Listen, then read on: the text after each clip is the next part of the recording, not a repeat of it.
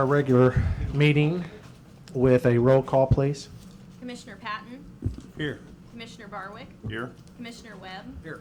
Commissioner Steckland. Here. Mayor Absher. Here. Mr. Harry Boyd, would you lead us in the Pledge of Allegiance?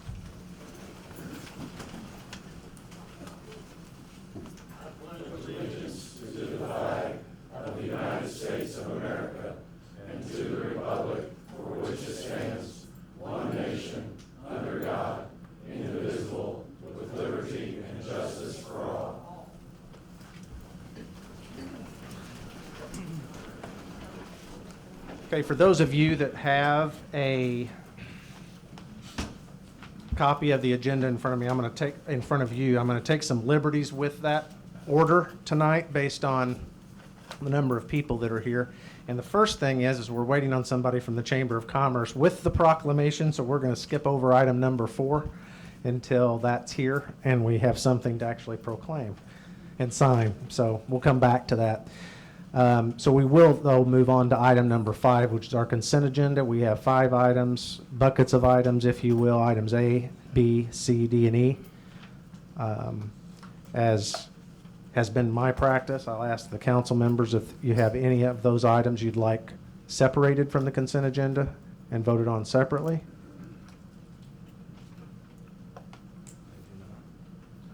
Okay, is there anybody from the audience that would like any of those items, A through E, voted on separately? Okay, I did make one, or actually, the clerk found the error in the minutes that had to do with my vote on a specific item from the last regular meeting, right? Yes. That's been corrected. I concur with that. So that's the only change that I'm aware of to those minutes. Any discussion on any of these items?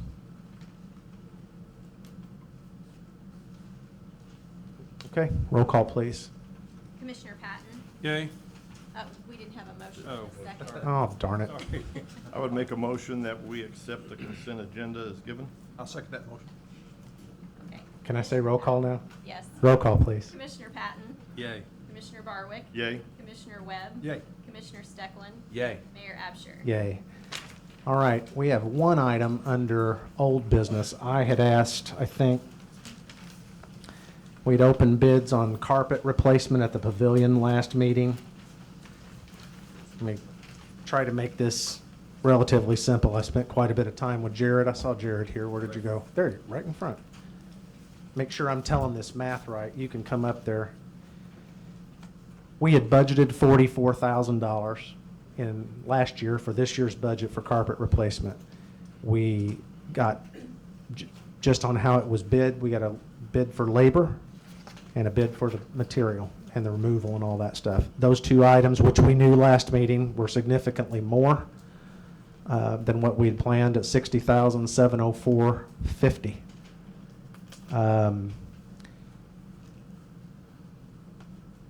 There are 4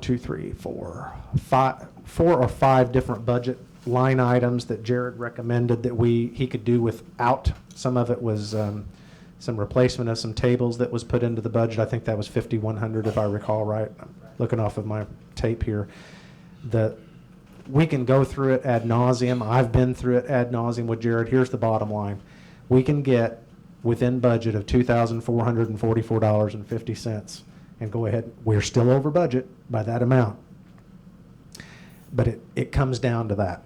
And whether you want to proceed to replace the carpet or not, it's not ideal. I wish it were within budget and we didn't have to spend it, but there's no question in my mind that the carpet needs to be replaced. So that was our low bid. If it makes you feel any better, the next highest bid was about $30,000 higher. So that would be my motion to accept the bid from Distinctive Interiors and its subcontract bid, which I don't have.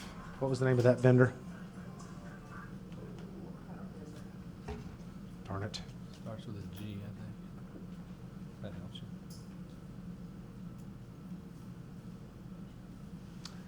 Godinez, am I pronouncing it that right? I'll spell it. Godinez. Odinez. Yeah. Odinez. $18,975. That's for the labor only, and the materials, which were the $41,000.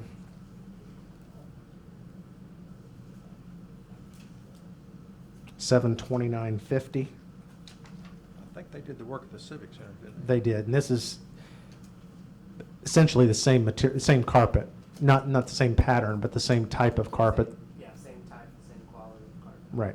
There was another bid for a different quality carpet that was higher. This is the lower of the two, so it's not certainly the most extravagant one that could be chosen out there, but that's the, It's a 20-year warranty. it has a 20-year warranty. So It's 10.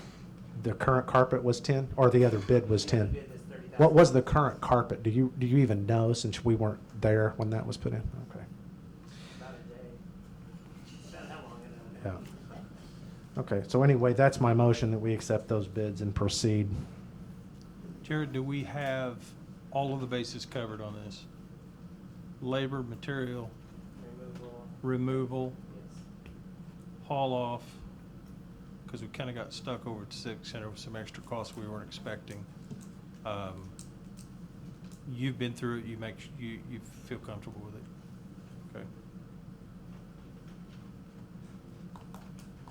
I'll second your motion. Yeah. Okay, is there any other questions or discussion on it? Okay, roll call, please. Commissioner Patton? Yay. Commissioner Barwick? Yay. Commissioner Webb? Yay. Commissioner Stecklin? Yay. Mayor Absher? Yay. Let's see, is Brian Fickler here? Do you have your material? Okay, Brian, hang on just a minute. You've got your proclamation? Yes. Okay. Come on up.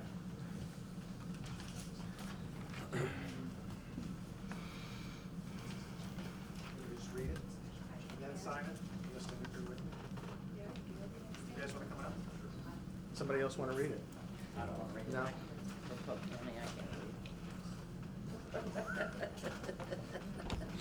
All right, so we have a proclamation that's intended to honor the Marion Chamber of Commerce, which of course is extraordinary partners, not only with the city, but the business community in town.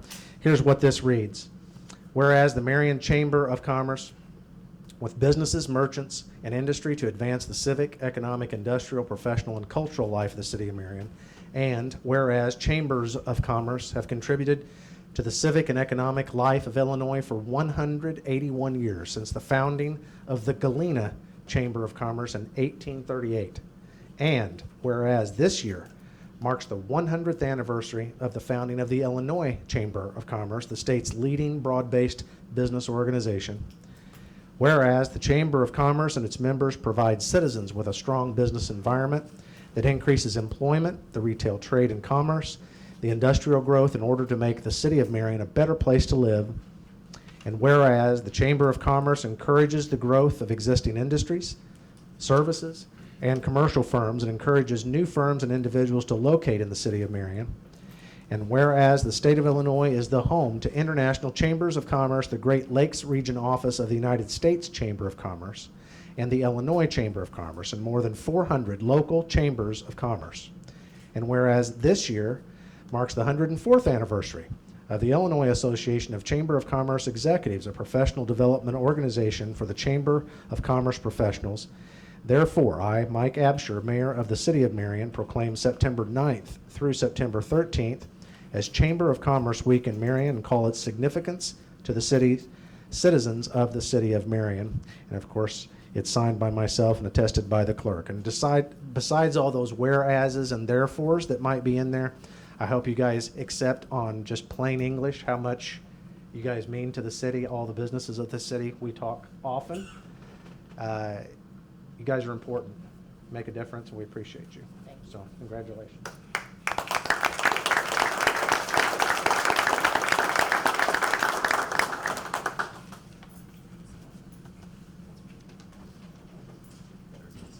Okay. So now we will move on to item 7. We have 2 items to discuss. There's 2 projects that we have been working on since before this council was seated, and I think that is the case with both of these specific projects, right? Correct. Item A is discuss the elevated water tank project. So you obviously have a list of things to go over, so just go for it. Yeah, as he said, we've this is a project we've been working on for about a year, from the old administration to the new. the new tank project that had some other smaller elements with it, and then a rehab and painting of the old tanks, two separate projects, but both funded through Illinois EPA, proposed to be. We took bids on August 14th.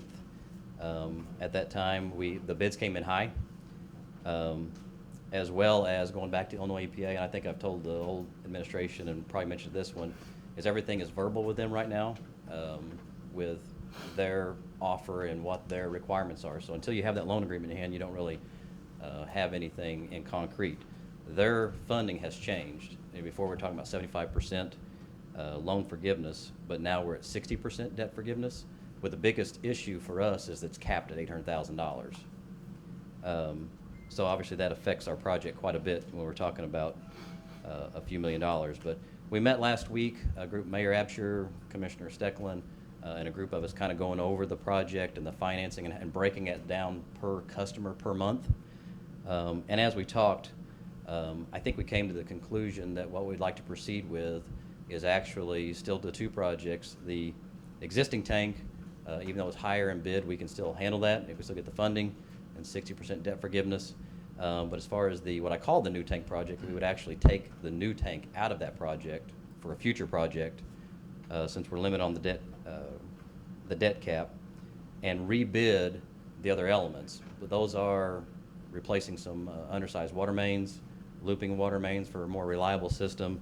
We're demoing the high service pump station building and putting in new high service pumps that actually give us more capacity.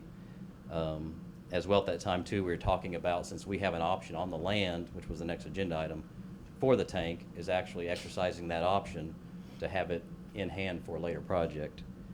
You should have in your packet, did everybody get the breakdown? It may not have made a lot of sense to everybody, but what you have in there is some calculations based on that change to the proposed project.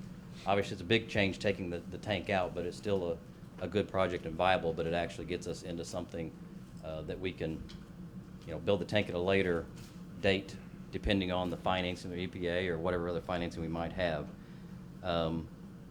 So the top is the new tank project, what I was calling the new tank project, taking the tank out. The bottom is the existing tank project, rehabbing it. So we broke that all the way down to per customer per month, on average, what we need to finance that debt. The one on the green on the left is if there's no debt forgiveness. Illinois EPA makes us pass every resolution and ordinance and discussion as if we're not getting debt forgiveness. They keep saying you're going to get this, but I found that I'll see it when I get the loan agreement. So that's the 95 cents per month per customer, pays for all of that. If we get the debt forgiveness that we've verbally been told and put in emails, it would be 37 cents per customer. That also, the way we've calculated that is the last administration had put in the budget quite a bit of TIF money, $1 million plus into the project, and we've used TIF to pay for design, right-of-way, and everything to this point.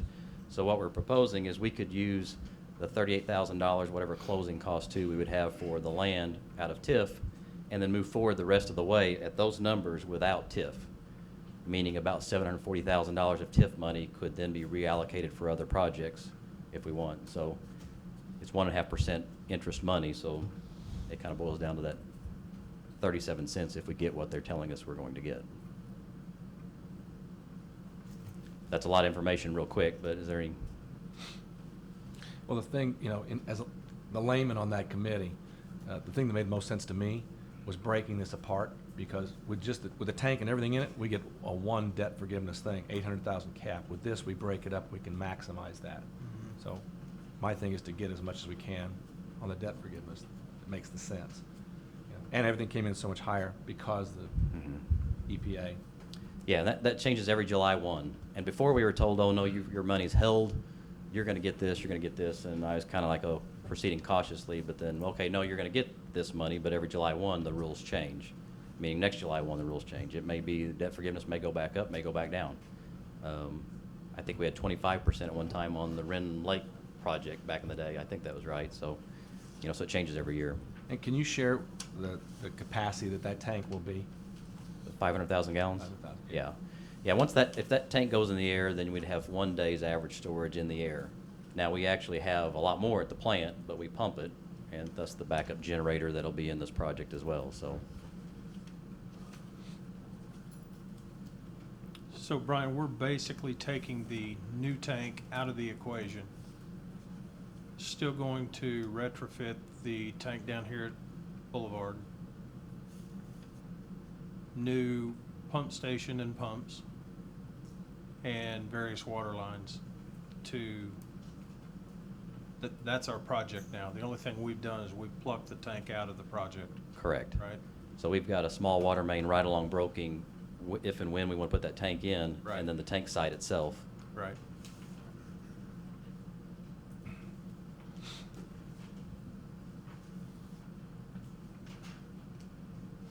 So that's the discussion part, but we have already purchased an option, have we not, on the We land? put $1,000 down Okay. on the site. I think this may be phrased actually incorrectly. We need to exercise this option, Correct, is what we need to do. yeah. If we're going to proceed with this, I think we need to exercise the option on that site. And my understanding is that option's already in place, so if, really, I think I don't even know if we have to vote on it, but I think the question at hand is, do we proceed with buying the land, exercising that option, executing the option, if you will, and then we're ready to put the tank there if and when the project and debt forgiveness on that project becomes available, that makes it viable, right? Is that correct? Correct. Okay. But we don't have an agreement to execute, so do we need to vote, do you think, to execute an option that already exists, or is that what you want, and then we'll draft? Yeah, I mean, I Okay. suppose we need to go to contract, or maybe a vote to go to contract, and then, All right. I think the option was, we give them 1,000 and it's good for a year. Is that- Yes, is that correct, right? So we're correct. just exercising that option within that first year. correct. Yeah. And the purchase price was? 39,000, owing Okay. 38. Okay. Well, then I'd like to make a motion to execute that option agreement for $38,000 to purchase that land and Okay. proceed with this project. Okay. Is there a second? I'll second that. Do you guys have any other questions while Brian's up here? The only other question I had, Brian, the orange numbers, if you will, and I realize the crowd doesn't see it, that is the amount of increase in an average water bill. Correct. So 37 cents added to our existing water/sewer bill will basically finance this project. Correct. Okay. And that's on an average. There's different Yeah. ways to do it that we haven't Sure. really got to with the water, but we just add it to the debt service, or do we Sure. put in, yeah. but And that's basically- not per gallon or 100 gallon, that's just 37. That's 37 cents per customer per month. Does not include the tank. That does not include the tank, no. With these loops and stuff, though, did I understand it right that it will help with, first of all, the maintenance on the existing tank that has to be done one way or the other? That's inclusive. Correct. Are included in Yeah. this, right? Yeah. But the other water main loops and things you're putting in will help some, is that right? With, I know it gets us ready for the tank, but does it help with the water pressure issues in that part of town at all? I wouldn't say it increased pressure. I mean, you have static loss and dynamic loss, moving water. So we do have, like on Rikert Road, there's a 2-inch main that's been feeding people down there forever. We're gonna put a 6-inch. So between fire protection and they do, when they're all using water, since they're all trying to squeeze it through a 2-inch pipe, yeah, they have a problem. And then we're gonna loop it to Morningside. So between helping some on that issue with pressure, I mean, we're not gonna knock anybody over that had bad pressure before, but it's gonna help a lot. But we're also gonna have a more reliable system, since we're not gonna have as many dead ends. So, Okay. There was a motion and a second, right? Any other questions? Okay, roll call, please. Commissioner Patton? Yay? Commissioner Barwick? Yay. Commissioner Webb? Yay. Commissioner Steckland? Yay. Mayor Absher? Yay. You will notice, I meant to mention this a while ago, and then the Chamber of Commerce got me messed up in the order, but I know I have skipped over public comments, audience to visitors that was on item number 3. I'm going to make an presumption, that most of the people that are here maybe that want to speak on an issue may be here on the cannabis issue, so I'm going to move at least that portion right around to where we discussed that, if that makes any sense, just so that it's, if we're going to end up voting on it, at least it's a little bit more fresh in our minds of what we've heard. So that's where I'm trying to head. So I may skip over number 10 until we can get through some of these other items on the agenda as well. So that brings us to item 8A. There's a opening, awarding of a low bid sewer replacement project. Brent, where's Brent? You have that? Okay. I think Brian sent a package with who got the low bid. We did have sheets that you can see all the bids that were submitted. It was, 2 weeks ago, I think, that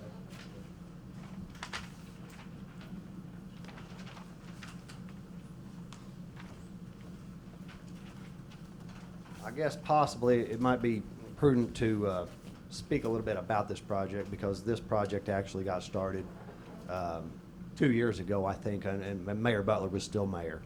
We have, we're proposing a new sewer line running down North Market, extending from D. Young Street down this way to about White Street, that area. The reason we're needing this new sewer line is because those houses along North Market aren't really served by any, what you would say, a permitted legal sewer line. They all run either east or west over to Madison Street or Van Buren Street through their neighbor's yard. And we've had multiple issues up and down that road with getting into even the new house that was built down there on the corner of Boulevard and Market. They got that house going, and we knew there wasn't a direct access to the sewer. They had to get an easement through the neighbor, which is never ideal. We you know, you can do that. It's possible, but if the neighbor doesn't want to agree to that, you're in trouble.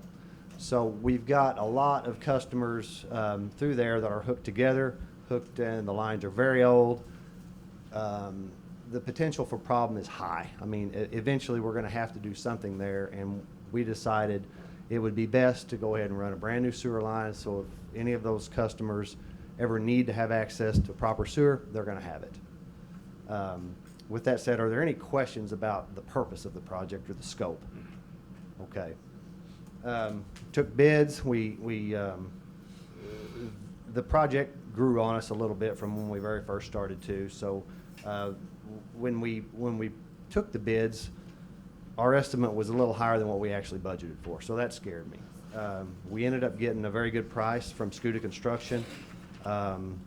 Just reading these, anywhere from $714,000 was the high, to Kevin came in at $520,000. He was $90,000 cheaper than the other two bids.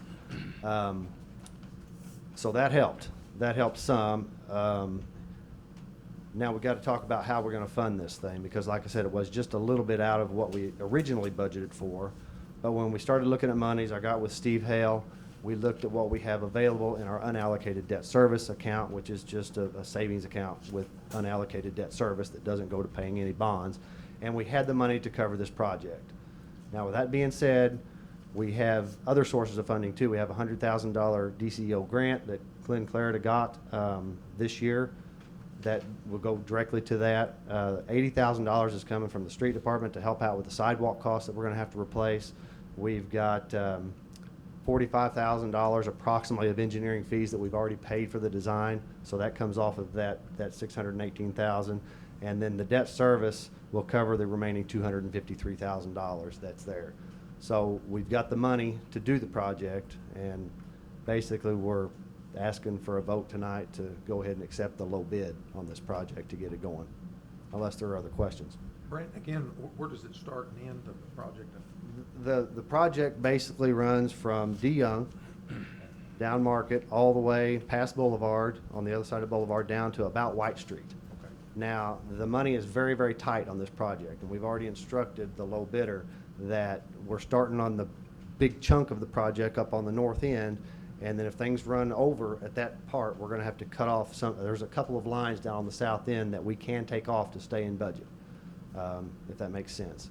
Now, this does have considerable amount of TIF money coming out of it, and I want you to be aware of that. There's $140,000 worth of TIF money, which is 26% of the eligible cost of this project. That I think we budgeted something less than that, probably closer to $100,000. Since the bids came in more, obviously the 26% forces that number up.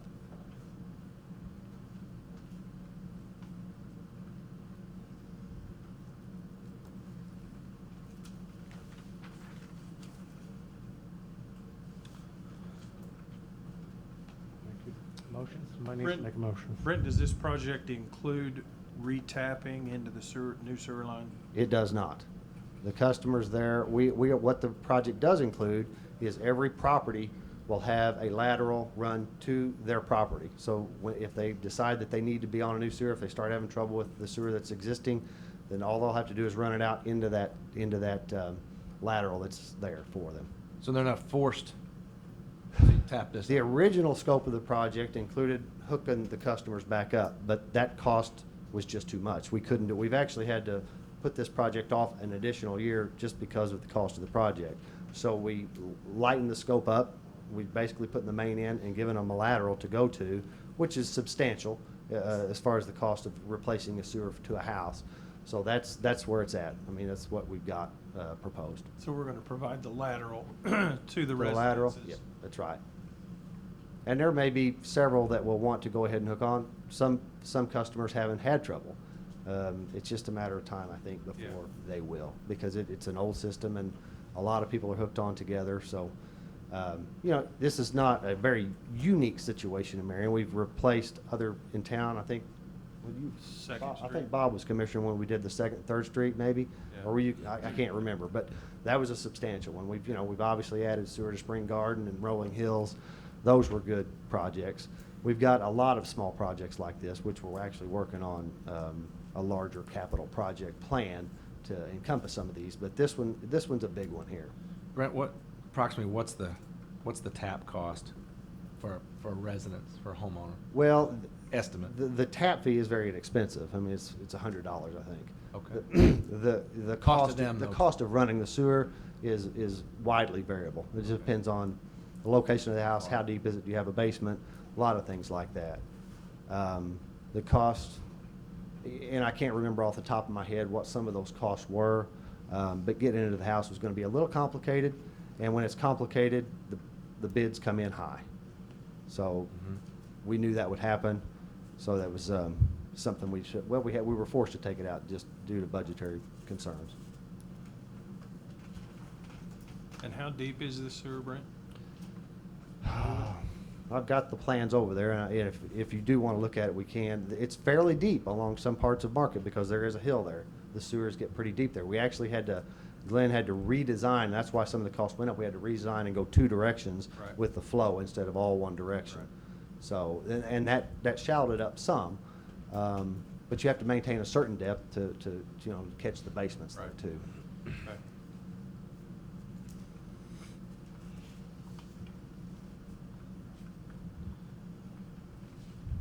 You ready?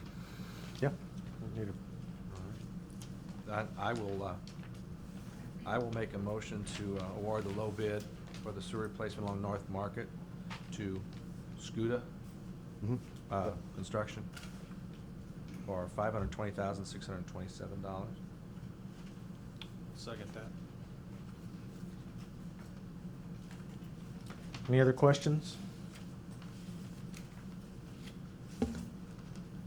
Okay, roll call, please. Commissioner Patton? Yay. Commissioner Barwick? Yay. Commissioner Webb? Yay. Commissioner Steckland? Yay. Mayor Absher? Yay. All right, we're going to skip over 10A for right now. We're going to go to code enforcement. Dang it. 9A. Discuss Westminster Water Main Project. Who's discussing this?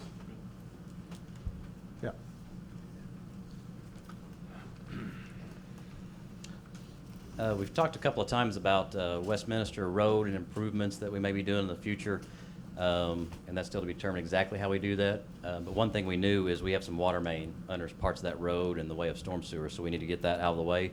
So in budgeting, we actually moved that project up to this budget year. So we designed that, and as you should have in your packet, an analysis of funds on that project. We had 5 bidders that we opened September 4th. And we estimated the construction at $222,000. And as you can see down there in construction costs, that was the low bid by J.M. Jones of $164,333. So we came in significantly less than what we had estimated on that one. J.M. Jones is a contractor that's been around a long time. They haven't bid anything with us for quite some time. Their sweet spot is kind of 12-inch water main and above. When you get into there, that's when they don't really do sometimes a 6 and 8 inch. And as you can see, they're a very good contractor. A lot of contractors, I would kind of actually wonder if they got their bid right if they're that low, but J.M. Jones knows what they're doing. And I called them, told them how low they were, and they're like, well, good, okay. So we did have TIF set up for this project. At the bottom, you can see that $60,000 construction rolls through, obviously, through the budget. So we're going to save quite a bit of money on the project there, and that does include some contingency for things we've, run into out in the field that we don't anticipate. Is this designed to be done this fall yet? Yeah, if we award it, they were saying that, they asked that, can you not start the project before October? And I said, well, by the time we get contracts, it'll be October anyway, so he kind of acted like he was going to get on it this fall, so. How long will that job take? The main amount of work, I'm expecting probably, I can't remember what we had it set up for, 60 days. There'll be cleanup, stuff like that, that's kind of ongoing, depending on how late it gets, but. I'm assuming there'll be some restriction to traffic while that's going on.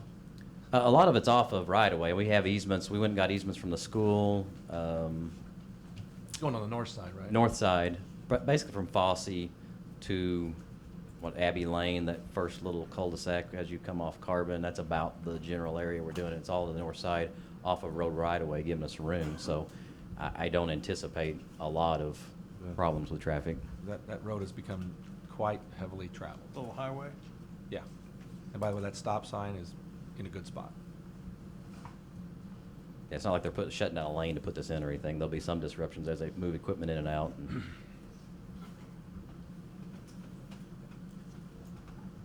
Okay. Well, these are all projects that have obviously long been planned and needed to be done for a long time. Would you agree? I would agree.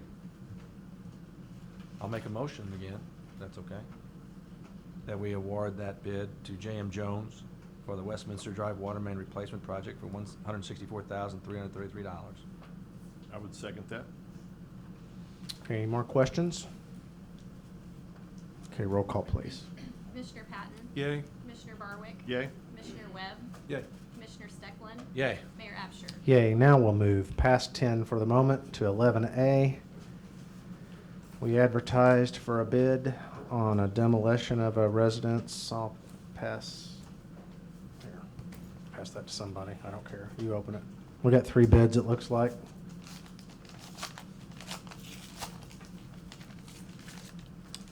This is a 604 North Washington Street, for those of you that might.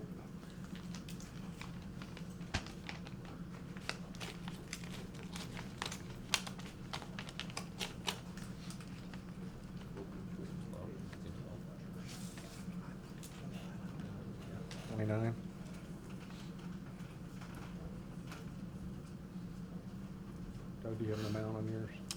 Yeah, mine's from Terra Pro Excavating out of Creel Springs. Bid price of $3,500. Jim? Yeah, mine's Neat Cut, Marion, Illinois, 2,900. McVicker. Okay. And mine is from McVicker Excavating from Heron for $2,800. Okay.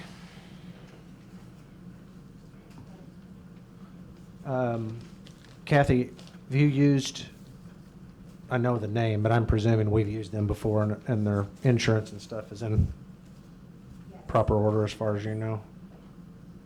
Okay.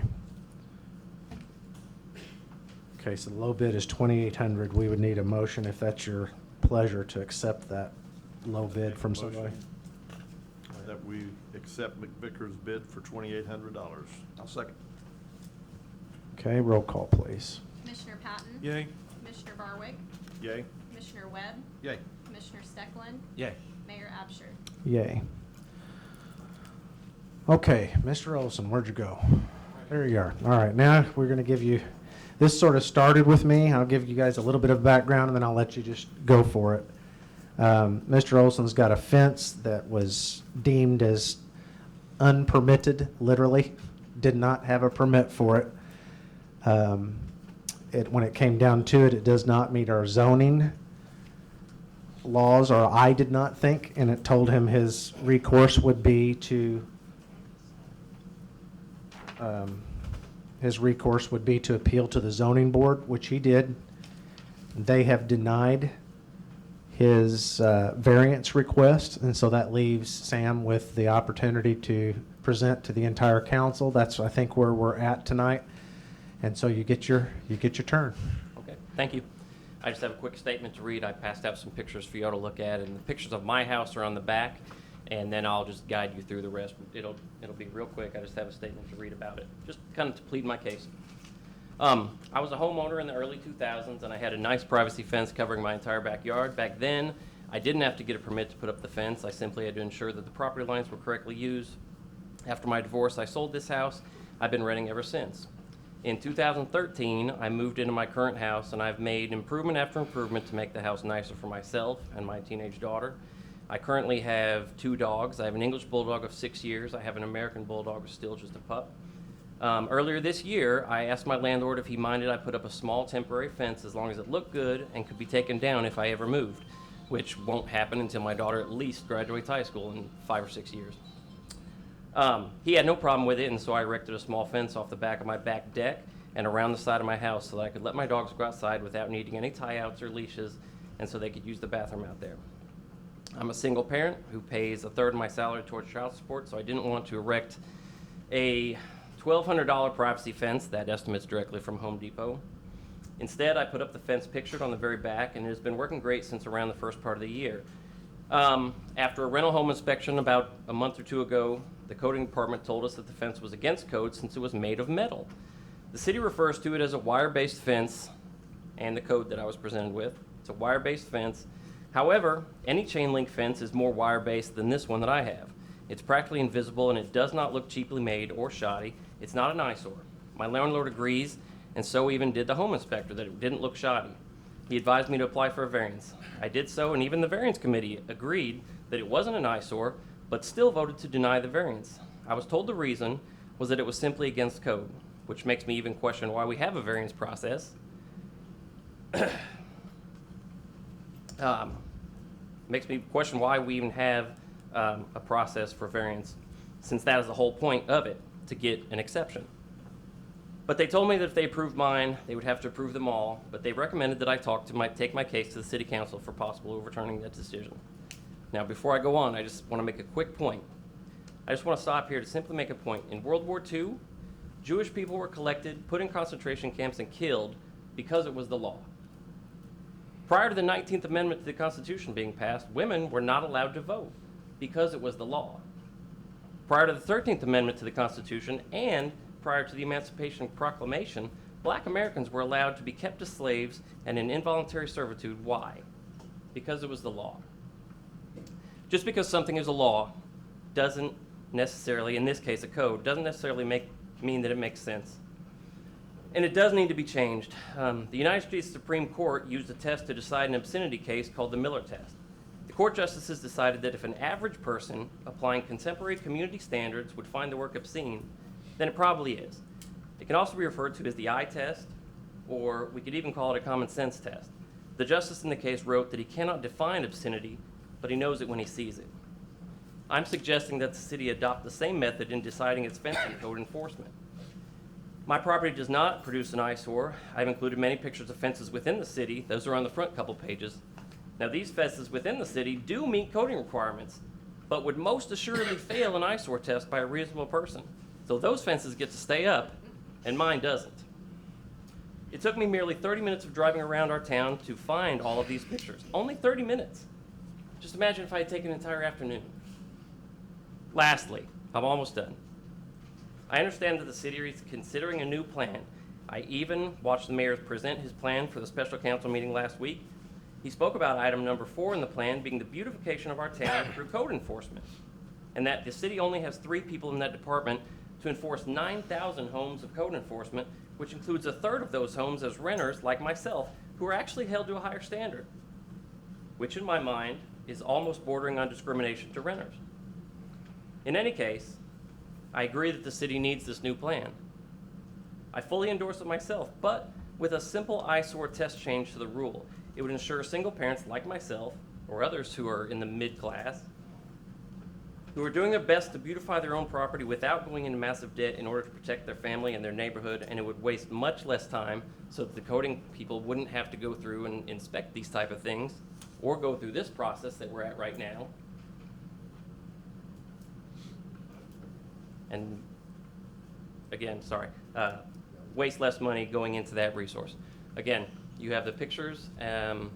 My house is on the very back. All the other ones that I spoke of are on the very front. And it's actually funny. The house that I used to own is actually listed on that too. It's the last page on the second page, and it is an exact type of fence as mine. The only difference is it has wood on top and surrounding it. It's still a metal-based fence. It's exactly like mine. It just has wood on top of it and surrounding it. And if my variance isn't agreed to be given to me, a secondary plan would be if you would let me just do my fence like that one. Thank you. So since it started with me, I want to, not that it has to end with me, I want to give you a couple of comments. This kind of thing has been, if anything, the number one surprise, I guess, to me, because I'm the one that's up here every day and not these guys. And these kinds of things are a recurring theme. And some of you have heard me talking about this. First of all, my demeanor, as I think I told you on the phone, is I don't feel like I have any authority, if you will, to certainly as a single council member, mayor or not, I don't have the authority to overrule whatever an ordinance says, specifically a zoning ordinance. And that's why I suggested that you go through the zoning board. Obviously, that process is completed. I also want to tell you that I think that your fence in no way offends me in the least. I don't think it looks bad. You've provided a number of other examples that it's very difficult for a person with eyesight to disagree that theirs doesn't, which may abide by the law, doesn't look as good as what yours does. The problem I see is that, here again, if it comes to a vote, and I'm going to suggest something different, if it comes to a vote, I don't feel like the council who hasn't studied it, who did not enact the zoning ordinances, really has much place in overruling the zoning commission, if you will. That process is in a place for a reason. That being said, this is what I believe. I believe that we, in this specific case, and this is not, what I'm about to suggest is not if you accept it, council, is not a carte blanche waiving of anything. It's this specific circumstance. In looking at the dates when some of these zoning ordinances were enacted, just to put it simply, a lot of the fencing technologies have changed since then. I think maybe we should stay his violation, so to speak, until we can determine as a council whether those are viable based on the construction methods and materials that are available today. Here's the issue. This is a very deep rabbit hole to go down because all of our stuff has to be looked at. That's the truth. Our zoning ordinances, if you look at our zoning ordinance, you have a copy of it. Anybody read the number on there? What is it? Anybody read it? David, can you read it? 1148. Anybody know what ordinance we're on tonight? 3565. By definition, it's an old one. And that really, it belies my point, is that there's just some outdated stuff relative to whenever that was enacted years and years ago. Looks like 1987. Fencing has changed since then. I personally don't find it offensive. I think we should stay your violation until it can be determined whether that's an acceptable material moving forward. That's my personal opinion. If that's not acceptable, I'll be forced to vote to abide by the zoning board's determination. I don't know what the purpose is of having one if we don't go through the process. My point is maybe the law needs to be changed, not the violation. But don't take this, because I deal with this each and every day, one variance or another of some sort of a thing that somebody's upset with. We've got these rules for a reason. There is no question that some of them are outdated.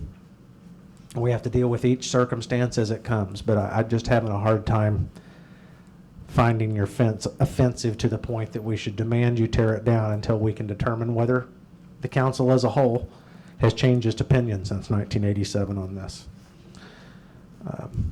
But it's up to you guys what you think. If you don't like that idea, I will vote to uphold their decision. I agree, you want to stay with the zoning commission's rule, but in looking at these, there's violations all over here. I mean, I just read that one, says you can't be over 36 inches in the front yard, and I see 3 or 4 of them right here, so obviously we've got some work to do. But the problem is with that, not to be the devil's advocate but just because somebody else was speeding doesn't mean you don't get a ticket. I mean, it's just the way it is, just like ignorance of the law is not I get that, but justification for I violating. agree with you. I think our ordinances need to be updated, and we should, my thing would be to stay this thing until we do that. Would you agree with me that that does not apply to every circumstance that comes Oh, yeah. before my office? It's still the zoning law. This one, to me, seems like an outlier that needs to be addressed. What do you guys think? I would agree. There's some very compelling evidence here that there's obviously some work that we need to do, no question about it. And I can't, in my right mind, look at this fence and say it's offensive to anybody. To me, it's very well constructed. You obviously knew what you're doing when you put a fence up. And to see some of the other evidence of pictures that you took around town, how can we say those are okay and yours is not? So I would agree with you, Mike, or Mayor. Okay. So since I made the suggestion, I will make, Jim, did you have any comments on that? I'm fine with staying it. Okay, so my motion would be to stay the violation until the council as a whole can review our zoning ordinance relative specifically to the types of fencing materials for this kind of property. And that's the limit of what I'm suggesting. All other things, don't take that as though that's because this is a slippery slope. We go down a very slippery slope with this, and that's, I want to make certain what my motion is. So my motion is to stay his variance request denial until we can review specifically metal-based fencing and our demeanor towards that. I would second that. Okay, roll call, please. Commissioner Patton? Yay. Commissioner Garwick? Yay. Commissioner Webb? Yay. Commissioner Steckland? Yay. Mayor Absher? Yay. Thank you. So you understand where we're at? Yes, sir. Okay, so until you hear back from us, which may be the exact thing that you've already heard from us eventually, but you may keep your fence. Okay. Thank you very much. Okay.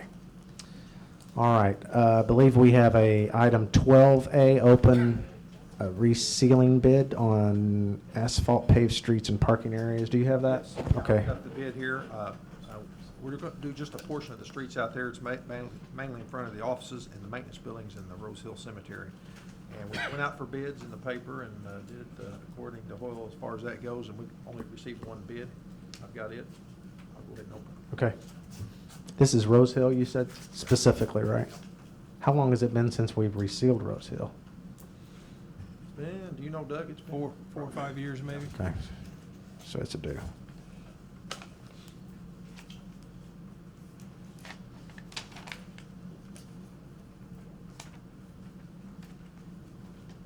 Okay, this is from Asphalt Maintenance. His total bid is $14,995.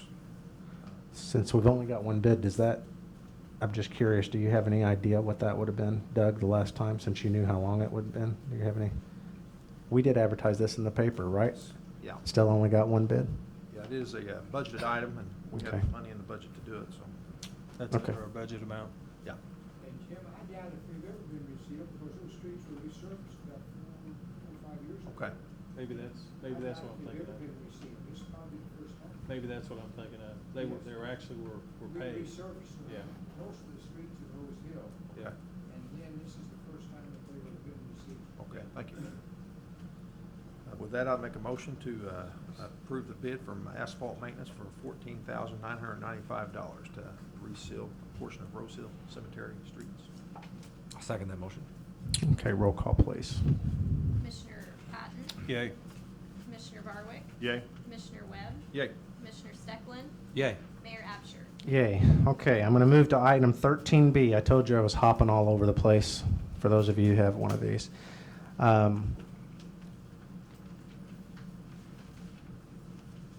This comes with a little bit of explanation, and I need to be extraordinarily clear on this. Our town has a way, in my observation, having been on the other side of this table for my entire life, of making mountains out of molehills and things that are not controversial, making them into controversial. So I want to be very explicit with my comments here. I am recommending that we hire internal counsel. What that means is the city's own attorney at a certain salary. That candidate is Wendy Cunningham, who I'll introduce here in a moment. But what I want to be extraordinarily clear about, not just to the council, but to the public, in no way is my recommendation of this indicting or intended to be any detriment against the services or quality of services or even the amount of the services that the Lawler Brown law firm has provided to the city.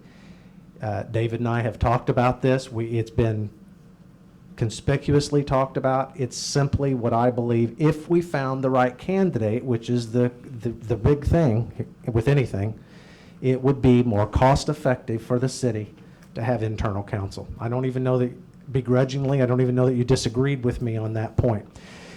To that extent, I'm also recommending that we retain Lawler as our outside counsel, because there's also clearly, in my opinion, times that we will overflow our own labor needs. And so by virtue, I wanted to bring that up by virtue as to demonstrate that it is in no way indicting the work that you've done or the amount that you've billed or anything along those lines. And so I hope you accept that, and I hope the public accepts it, and I hope you guys print it, because somewhere somebody will make a controversy out of this, and it doesn't need to be. This is a cost-benefit analysis, like any business person would make a cost-benefit analysis on the services needed and the service provided by the city. Any questions on that point? With that said, I'd like to introduce Wendy Cunningham. Would you come up to the podium? I'll let you introduce your yourself and your resume, but briefly, she has worked for Williamson County for a number of years as essentially their board attorney. You are currently an assistant state's attorney. My friend Brandon is probably not very happy with me making a offer to you, the state's attorney, Brandon Zanotti, but I'm excited that you're willing to take this on. You're from Marion, right? Living in Marion? I do. And so beyond that, I think you worked at Jackson County before Williamson County, so this is not an unfamiliar role for you, right? No, I started in Jackson County as an assistant state's attorney for about 5 or 6 years. Then moved to Williamson County. That's where I've been for the last 7 years in the role of the civil side of the office, advising the county board, elected officials on all kinds of different matters in local government and municipal law. This is something that I feel very comfortable with. I'm very honored that you've approached me and that I'm having this opportunity. I also very much respect David and then the work I know he's done, and hopefully we can still converse from time to time about city issues, and so I hope to enjoy my time here. Okay. You guys have any questions? I'm not sure either any of you. I know Doug has met. I asked Doug to meet and talk to Wendy. And anybody else have any questions? Maybe one that Doug is in here. Pardon me? Exactly, what's the difference between an internal counsel and an external? External would be him. It's an outside law firm that we hire. This is hiring Wendy as a city employee, so we would pay her a salary and she doesn't bill us by the hour per se. Do we really have that much? Yes, sir, we do. Yes, sir. Just look at the most recent bill. I hate to point that out again. No, but it's just the amount of work that's been done. It isn't cost effective. I agree with the decision. We did talk about it at length. Yeah. I appreciate the amount of words. Yeah, there is surprisingly quite a bit of work, and that's just on the work that is done relative to demolitions. We had one of those this evening. There seems to be one of those constantly on the agenda. There's a lot of stuff that is old that we're still working on. More importantly, as we start the process of going through these ordinances, look at the most recent example talking about the zoning ordinances. These have not been revised materially since 1987. It's a huge undertaking. We would either have to pay someone $175 an hour on the outside to do it, or somebody that we're already paying anyway to do this other stuff. So I don't know if that answers your question, but that's my answer. It'll actually save the taxpayer money in the long run, or I wouldn't be making that recommendation. Any other questions? No. Okay, so we would need a motion. I'd make a motion to hire internal counsel candidate Wendy Cunningham at a salary of $82,500 per year plus benefits. I second that motion. Okay, roll call, please. Commissioner Patton, Yay. Commissioner Barwick, Yay? Commissioner Webb, Yay. Commissioner Stecklin, Yay. Mayor Absher. Yay. Congratulations. Thank you. Welcome aboard. And thank you. I'll let you go by and sit right on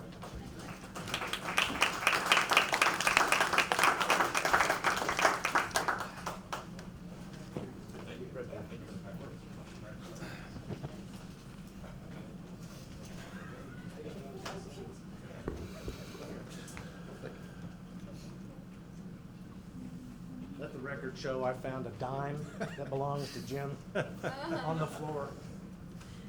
Yes, sir. Well, hey, you're 10 cents ahead. Okay.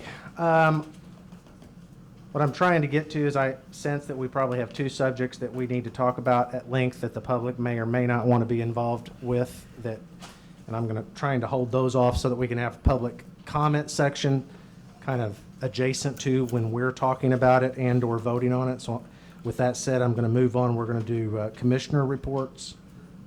We will circle back with these other items. Doug, do you have anything to report to the council? No, I do not. Commissioner Barwick? Yes, from the Marion Police Department, I've got the August activity report. City ordinance violations 15, warrant arrests were 17, incident reported 375, traffic accidents 114, DUIs 4. And in August, we had 4,620 dispatched calls. Marion 911 calls amounted to 2,780, and there were 464 ambulance calls during the month of August. 464. Pretty busy month. Okay. That's all I've Anything got. else? Commissioner Stecklin? I've got a couple things from the water plant.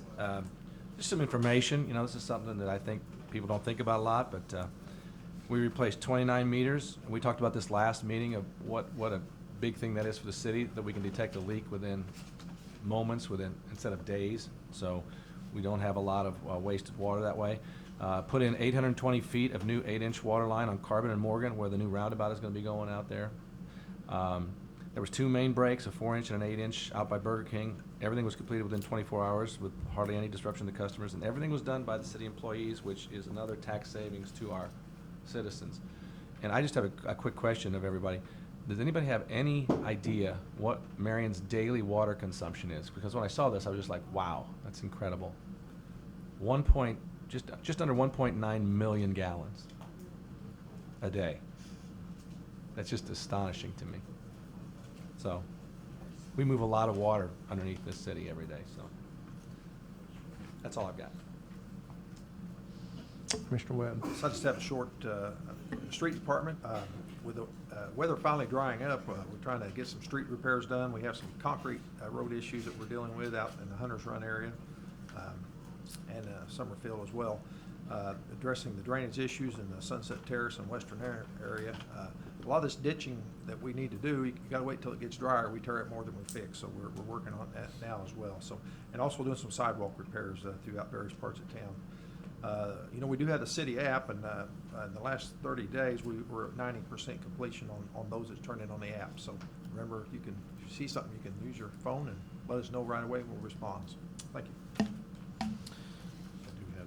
Okay, Commissioner Barwick. I didn't realize I had this in my packet. The fire department calls, we had 9 100 series fire calls. We had 7 300 series with rescue and EMS. There were 8 400 series, which is hazardous conditions with no fire. 11 service calls, 8 good intent calls, 16 activated alarms, with a total of 59 calls for the month of August.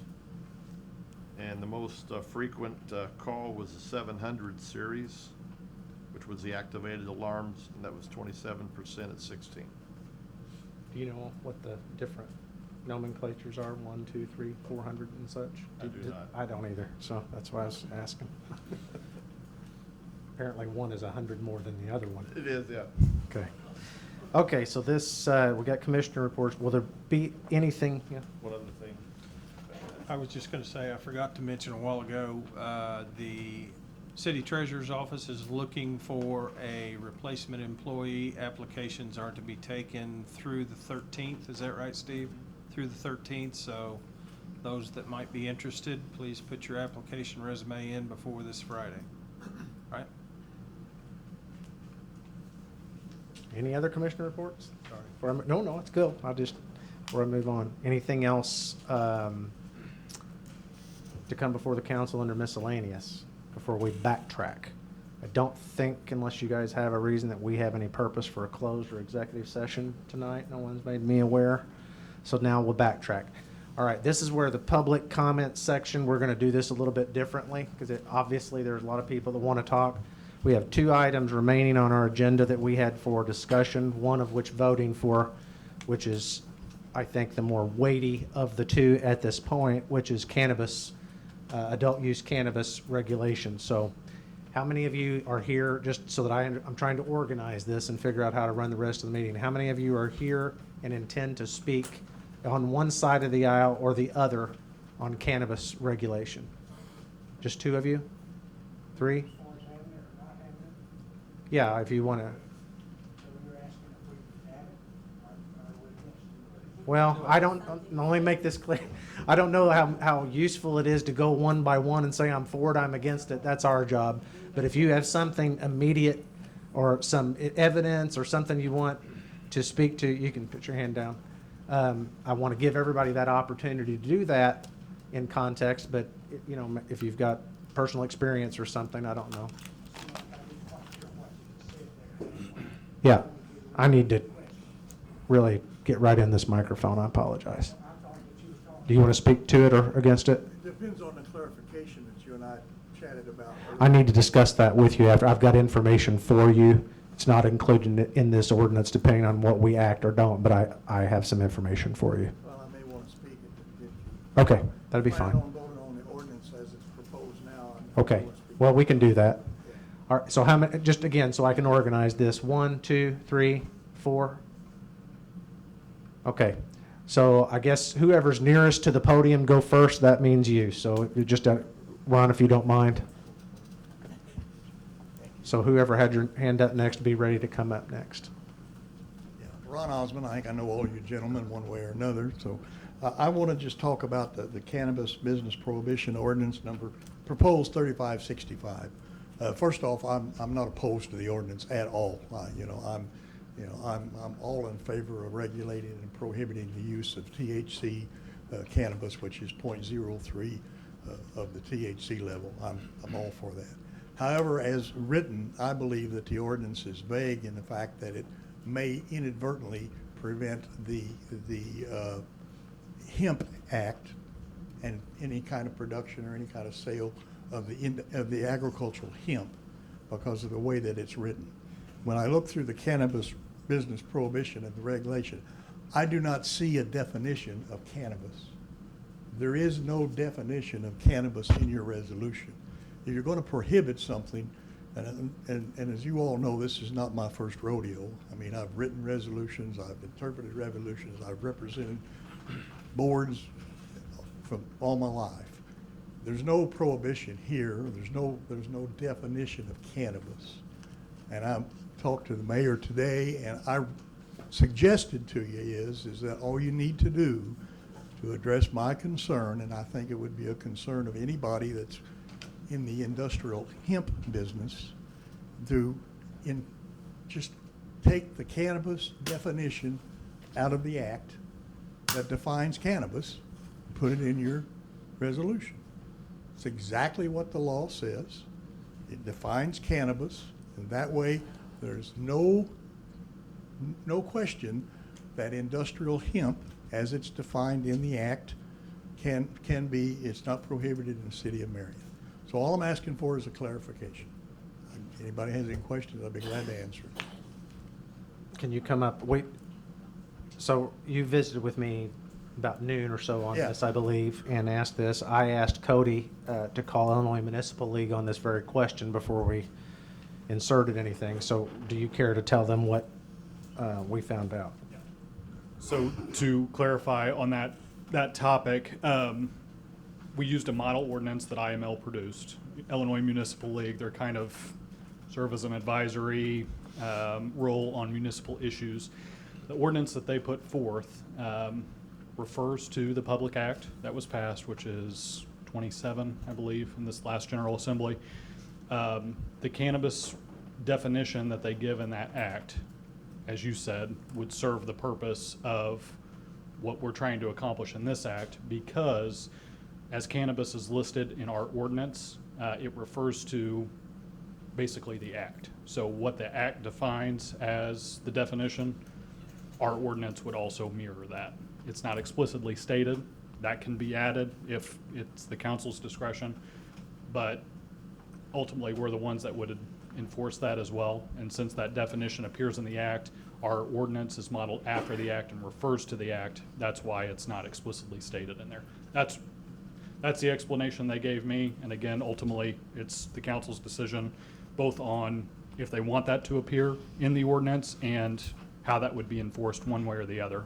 But since cannabis is defined as more than the 0.3 that you mentioned, it wasn't necessarily necessary to put in the ordinance. So, questions?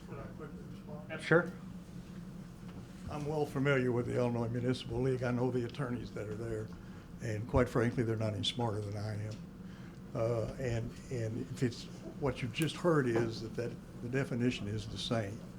Why should we have to be worried about? And quite frankly, I have been negotiating with a company to come in and do industrial hemp within the city of Marion. Their council has said, we're not coming unless this ordinance is clarified, because we don't want to buy into a lawsuit. And what you've just heard is that this city council would agree with the Illinois Municipal League and wouldn't try to enforce it. But city councils change and things change. And all I'm asking for is just a clarification.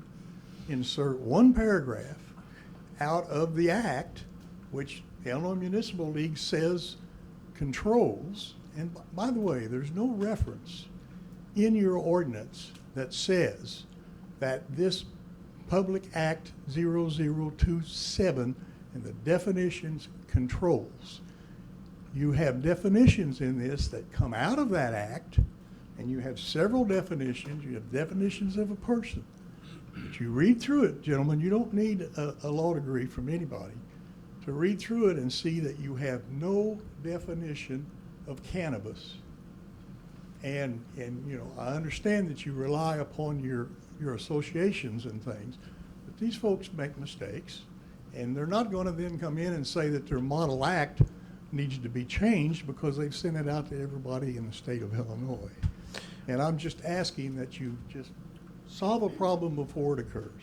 Since there are other terms in that act other than cannabis specifically, and I think they probably left some of it out for brevity's sake because it refers to the act, would it be acceptable, instead of just inserting cannabis, just something like a whereas in there that says any term not defined in this ordinance shall default to the term as defined in the Public Act 1010027? That would be inclusive of that cannabis terminology and anything else? Well, it won't do any good in a whereas clause, but it will do good if you put it down in the language of your ordinance. Okay. A whereas clause does not carry any weight. Whereas clauses are explaining things to you, and unless you specifically state in your resolution that the contents of the whereas clause is incorporated here and as if set out in full, then your whereas clauses are nothing in an ordinance other than giving everybody the history of it. So where would be your, if that kind of a sentence is acceptable to you, where would you suggest we Well, place it? It would need to be put in another paragraph, like instead of 2 or 3, just put it in a paragraph itself. Okay. But that would be acceptable, and that would, as long as it refers to it, and then there's no question. Now, I mean, gentlemen, I have no doubt that if I come in with a business and I can convince them that you're not going to, you're not going to stop industrial hemp. But we're not all going to be here. Well, I am going to be, but you guys are not going to be here all that long. So I just want to be clear. Good fences make good neighbors. Thank you. Would you be good with, under the 4-14 under definitions, to put what cannabis is defined as? Absolutely. Yes. That would be my preference, but, I'm also agreeable to what the mayor has accepted. I would just stick it in your definitions are alphabetical, so, you've got a bunch of A's in there, and go down, and the last one is person, just stick the cannabis in word for word, right out of the act. Ron, would that cover if the legal amount of THC increases? Because we discussed that maybe the legal amount of THC is going to increase to .039. Yes, it would. Would that be covered then? Yes, it would. Okay. Yes, it would. So whatever that legal limit is, as I said earlier, I mean, I'm against it. I'm against the marijuana usage for recreational purposes, but I'm definitely for anything for business that helps and it doesn't hurt the public. One thing that My preference would be to add that, but I can also live with that. Thank you. one thing I did find out from Lyon County, Nevada, is they had this exact issue of hemp, and they had this exact thing come up for them, and they defined it out there. So break it apart. Well, that may be the reason they're raising the issue, because people I'm talking to are from Colorado. Could be. Well, my personal, if we were to pass this or the accompanying affirmative ordinance, if that's what they decide to do, this would be my preference, just simply because I'm concerned, based on that that's not the only definition that should be in there. If there's all these other terms in the act that are not in this one, I would change and add a paragraph 6, change effective date from 6 to 7, and add this sentence, definitions. That would be your bolded term. Any term not defined in this ordinance shall be ruled by the definitions of that term in Public Act 1010027. That would cover your cannabis definition and any other term that they define more explicitly in that act. But we could do it either way. Thank you. Thank you. Thank you, Who was next going this way? Was there somebody closer over here that wanted to speak? Yes, sir. Go ahead. I'm sorry, I'm not trying to stay organized. Okay, very good. Yes, sir.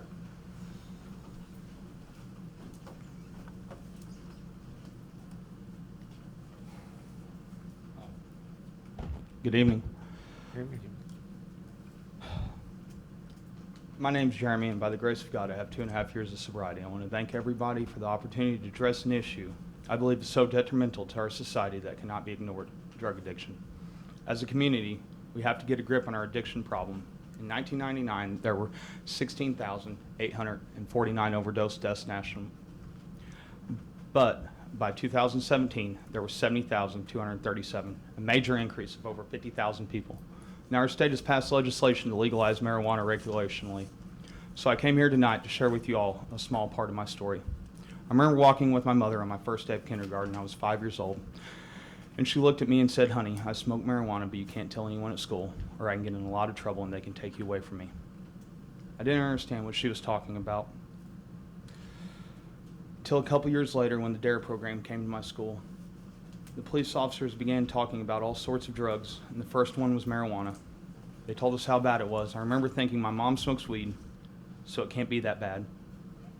By the end of that DARE program, I was convinced that they were lying to me about everything. By the time I was 9 years old, my cousin and I had gone out into the woods with some marijuana we'd gotten from a family member. It was the first time I got high. I thought it was the best feeling I'd ever had. Every bad thing that happened to me and all the thoughts and emotions I struggled with were gone. Nothing else mattered but that moment. So I continued to smoke marijuana whenever I could. The environment my mother kept me in was filled with alcohols, bars, and drugs. I remember falling asleep in the back room of Gene's Tavern many nights, and I was very scared as a kid. As I got older, I started meeting more people who smoked weed and did a lot of other drugs. It wasn't long before I was hanging out with people who smoked weed and took prescription pills. And because I wanted so badly to fit in, I started taking those prescription pills too. From then on, I stayed in a constant state of intoxication until I started not like the pills so much by the age of 16. I'd quit the pills. But since I needed to fit in, I continued to smoke weed and drink. I survived in that toxic environment, and by then I had access to any drug I wanted. After graduating from high school, I continued to smoke weed and drink until one night, my friends talked me into trying meth. I'd been around meth since my early teens, but would never do it. However, the second the smoke hit my lungs, I knew I was hooked. I started the hardest period of my life. And the next 10 years brought many arrests, hospitalizations, failed rehab attempts, bouts of unemployment, and homelessness. Finally, one morning, after several failed attempts at suicide, something came over me. All of a sudden, I felt like I was at peace with myself. I felt like a ton of bricks had been lifted off my shoulders. Everything I'd done and everybody who had hurt me didn't matter anymore. I had a moment of clarity, and finally I sought help. And that was 2 years, 6 months, and 15 days ago tonight. I shared with you a very painful and personal part of my story to make an important point about the type of environment where marijuana is freely available and freely used. My generation has been gripped by drug addiction like no other generation before, and it's become an epidemic, killing tens of thousands of people every year. I've become part of an important movement that works to loosen the grip of addiction on our society by encouraging you to vote no tonight on selling marijuana recreationally here in Marion, Illinois. Here's your chance to join this movement and loosen that grip a little more. I hope my story helps sway your vote. I don't want the society to have an easier access to a gateway drug that nearly destroyed my life. I want to thank the members of the City Council and the Mayor for allowing me to have this opportunity. Thank you.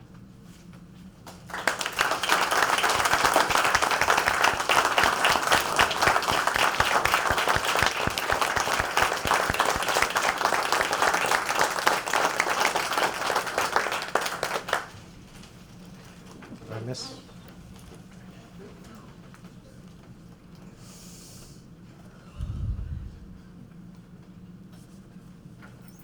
I have a similar story to that. I've been addicted to methamphetamine twice. I have lost custody of my children twice, and I recently just got custody of my children, and I am no longer involved with DCFS. And I know that they say that marijuana is a gateway drug, but I am here to say that it is not. It's the choices and the people that you hang out with. Those are the places that you make yourself. I struggle with things every day, as you can see. I recently was starting a fire at my mom's house and caught my face on fire and my hand on fire. I am now recently out of work. I'm in pain, and I cannot smoke weed right now because I'm a felon. I'm a felon. And I know that might not make my case any more clear, but I know in the end that marijuana is going to be legal one day. I know it. It's coming. And I don't want to have to travel to Heron or here or there and bring it home.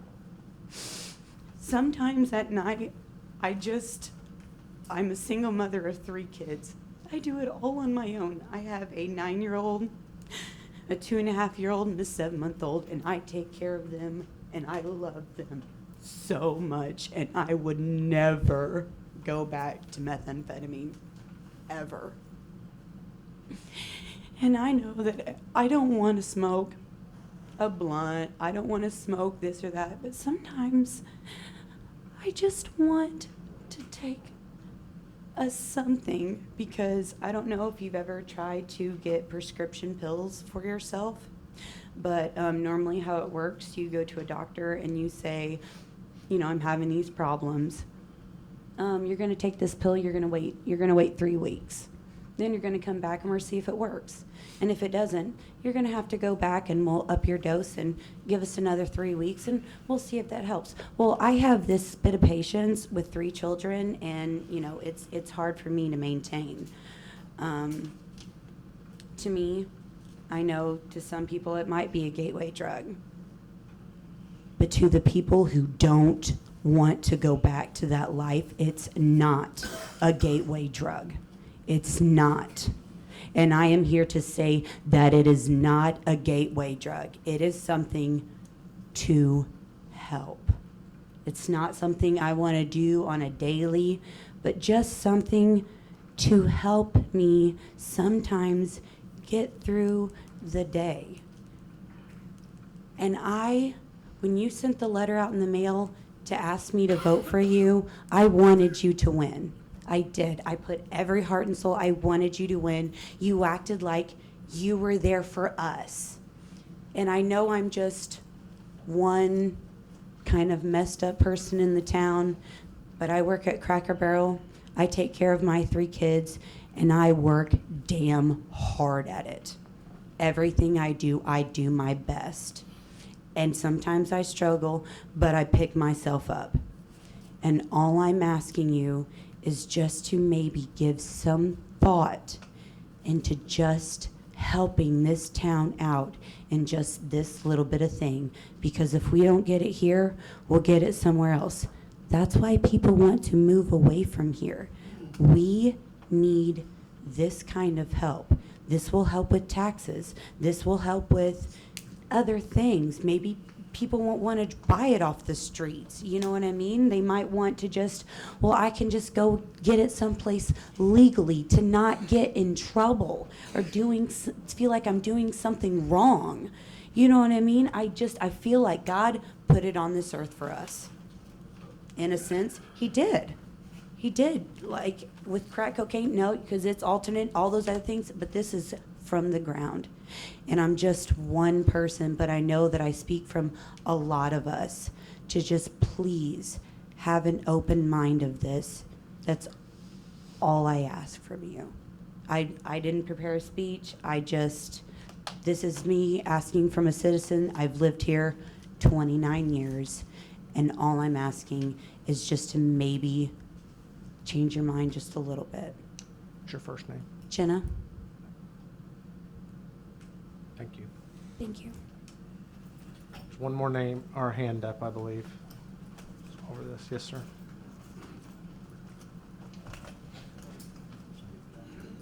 Actually, I was going to be talking about the mayor's vision. Yeah, we'll get to that one But here in a this minute. kind of tied us into that. I find it ironic, and these are wonderful stories. Thank you for sharing to both the people that shared in front of me. It illustrates how difficult a subject this is.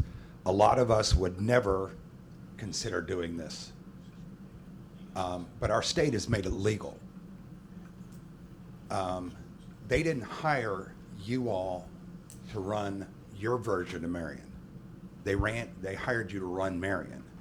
And so what I would encourage you to think about is, we're going to talk about raising a sales tax to fund hiring people that are going to be lifetime commitments of money, 6, 8 people that we're going to hire on to be police officers in schools or whatever our vision is.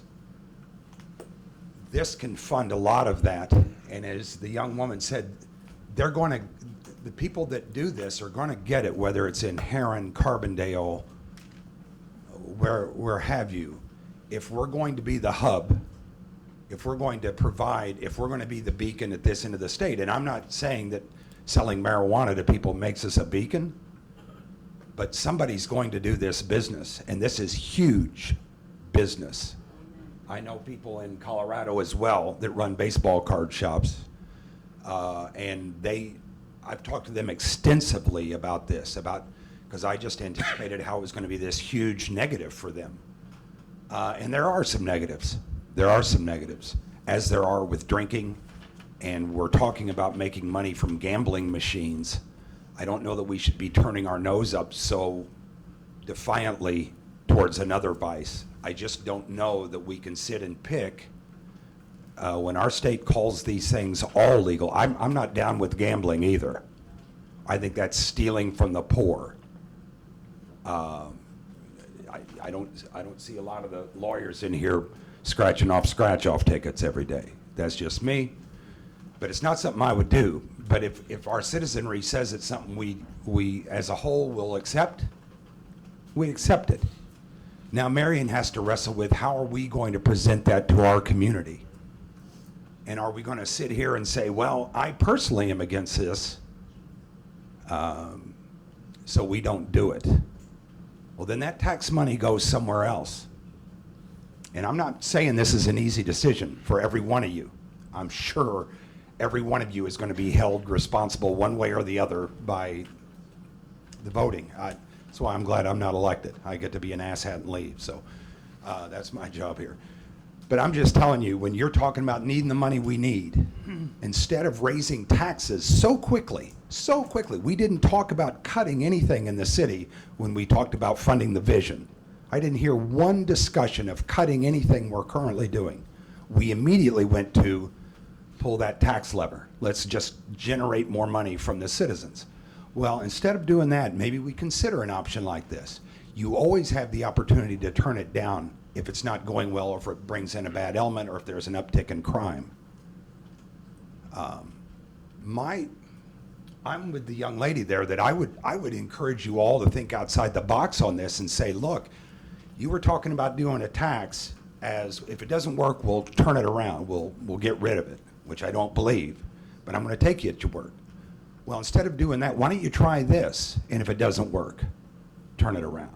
Get the money coming in and put it in a trust fund. Put it in a lockbox somewhere and say, we're going to hold this aside for people with addiction issues. We're going to hold this aside for programs for the children. We're going to use this to fund police officers in the schools. Use this. Don't just shun it. This is huge money. People from Indiana, Kentucky, and Missouri will be coming here and using daily permits. I'm telling you, I've talked to people, this is millions and millions of dollars. This is huge revenue. That doesn't make it right, doesn't make it good, but it is. So I'm just saying, maybe think about thinking outside the box and give it a try. If we don't like what we see, you all can turn that right off. But to sit there and say, well, I find it distasteful, well, I find gambling distasteful, are we going to put that up for a vote? Some people find liquor distasteful. There's a lot of things our state makes money off of that are a little bit troubling to all of us on one level or another. My input is just, if we're talking about these things that you would like to do, would like to see Marion become, would like to see Marion have, instead of us taxing everyone in town, unless it's an automobile or grocery, more money, why don't we think about how much money this would bring to Marion? And I'm not pushing for this for any other reason other than I don't want our taxes going up. I was stunned that I was the only one at the last meeting that was upset about our taxes being bandied about like it's just some little toy to play with. Because that'll never come down, Mr. Mayor. It will never come down. You're mixing two different issues here. No, I'm not. I'm talking about revenue for this city, and that's a huge revenue generator sitting out there. And I get that you find it distasteful, as do I, sir. I haven't But said find anything. I find gambling upsetting, and you have no problem adding money coming into the city from the gambling. We're going to increase that. I never said that either. Well, you were talking about raising the fee on the machines and upping the machines from 147 to 200. What part did I miss? Wasn't that part of the vision I Are heard? you going to let me speak, Mr. Sure, Fox? sure. Did I say I liked it? No. Did I say I we're not gonna did? put the horse back in the barn? I'm just What I saying. said was, let's get some good out of it. I think if you look at the whole. Bingo. Okay. That's what I'm saying. Part of the issue with cannabis, and I don't want to get too ahead of anybody else, we don't know what the revenue might be. I can't disagree with you as far as what the potential might be. Part of the thing that I think we have to wouldn't necessarily depend on what the vote was, yay or nay. The likelihood of the one license that Williamson County gets is probably going to go to the Harbory if that's the way that it falls out. That's not in the city limits. We wouldn't receive the revenue anyway. It's a moot point if that happens as to whether we allow it to be sold in the city or not. So there's just no guarantee. Hang on. There's just no guarantee as to that would even I be get that. revenue. I get there's no guarantee here. The very first person, and Doug, you'll know this, the very first person I heard talk about getting marijuana sold in Marion, Illinois was Bob Butler at the end of a city council meeting 5-6 years ago. He turned and said, where are we on getting a dispensary? Because Pinckneyville's already moved on it. And I walked out of here, I was here talking about Will Rock for Food, trying to get a deal on the Civic Center for one night to raise some money for the food pantry. But I was struck by that because as conservative as Bob was, he understood what was best for the city. And Was he that put not talking about medical marijuana dispensary, which is what we've got, not at that, retail but sale? he obviously knew what would be following behind. I don't think Bob was naive in terms of that. But there would be people against the medical being here as well. I'm not saying anything positive about pot. All I'm saying is, for you not to have done any research is even more troubling, that we haven't talked to somebody from Colorado to see the level of income that we might see come in before we vote on something. Why do you assume we haven't done any research? Well, you just said we haven't talked to anybody from Colorado.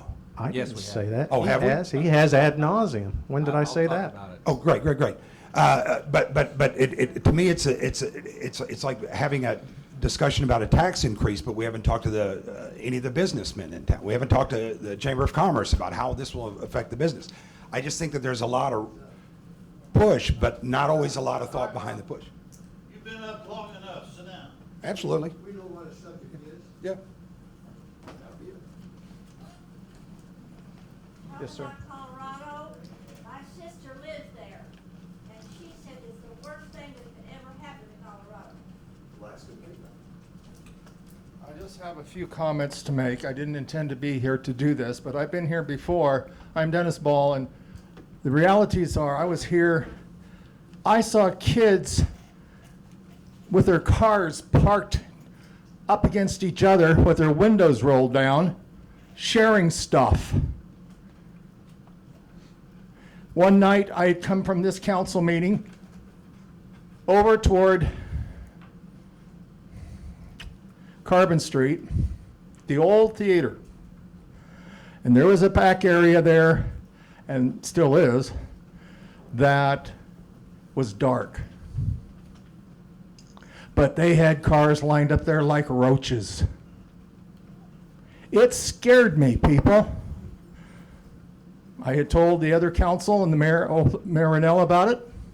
Actually, the Mayor Tondini, or excuse me, Chief Tondini was there, and they told me that they had a drug enforcement unit from the Marion Police Department. I am not for any drugs in Marion, Illinois.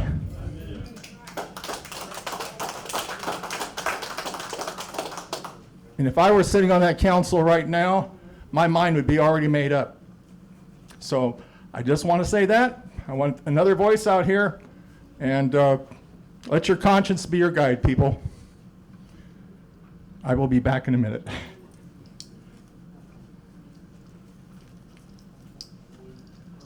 Anybody else like to address the council relative to this subject? I know Commissioner Steckland's got some information to share. Oh, yes, go ahead, sir. I'd like to make a quick comment. I'm not an attorney. I don't have facts. I'm not a reformed addict, so I can't speak from that. I'm just a taxpayer and a businessman in the city. I see lines at the food bank around here. Just common sense tells me that, lower to middle class people are the ones that are going to be most involved in this, just like they are with legalized gambling. Every time somebody pulls that lever on the machine, they've got a certain amount of money, and that's money that gets taken away from the grocery store. That's money that gets taken away from drugs that they have to buy for their kids. The same way it goes with the cannabis. You know, I would love to know how much money this reformed drug addict spent on drugs when he could have been spending it on paying his bills. I'm just saying that, yes, any cannabis law that gets passed in the city of Marion is good for the taxpayers because it gets spent on stuff in the city. Same way with the the gambling machines. But how much money gets taken away from groceries? How much money gets taken away from rent? How much more money has to be spent at the food bank because people can't buy food for their kids? And I want you to take seriously the legal definition of cannabis. I want you to take seriously what's presented in front of you because it's very important. Thank you.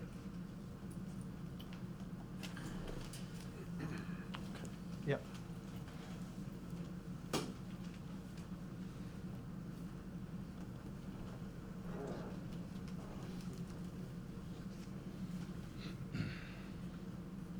Just try to iterate on some of the things there that they said. And the one thing that he was talking about there was taxes and so on, you know, and I want to tell you that the one thing that we do a whole lot of, there's a whole lot of people living over here, you know.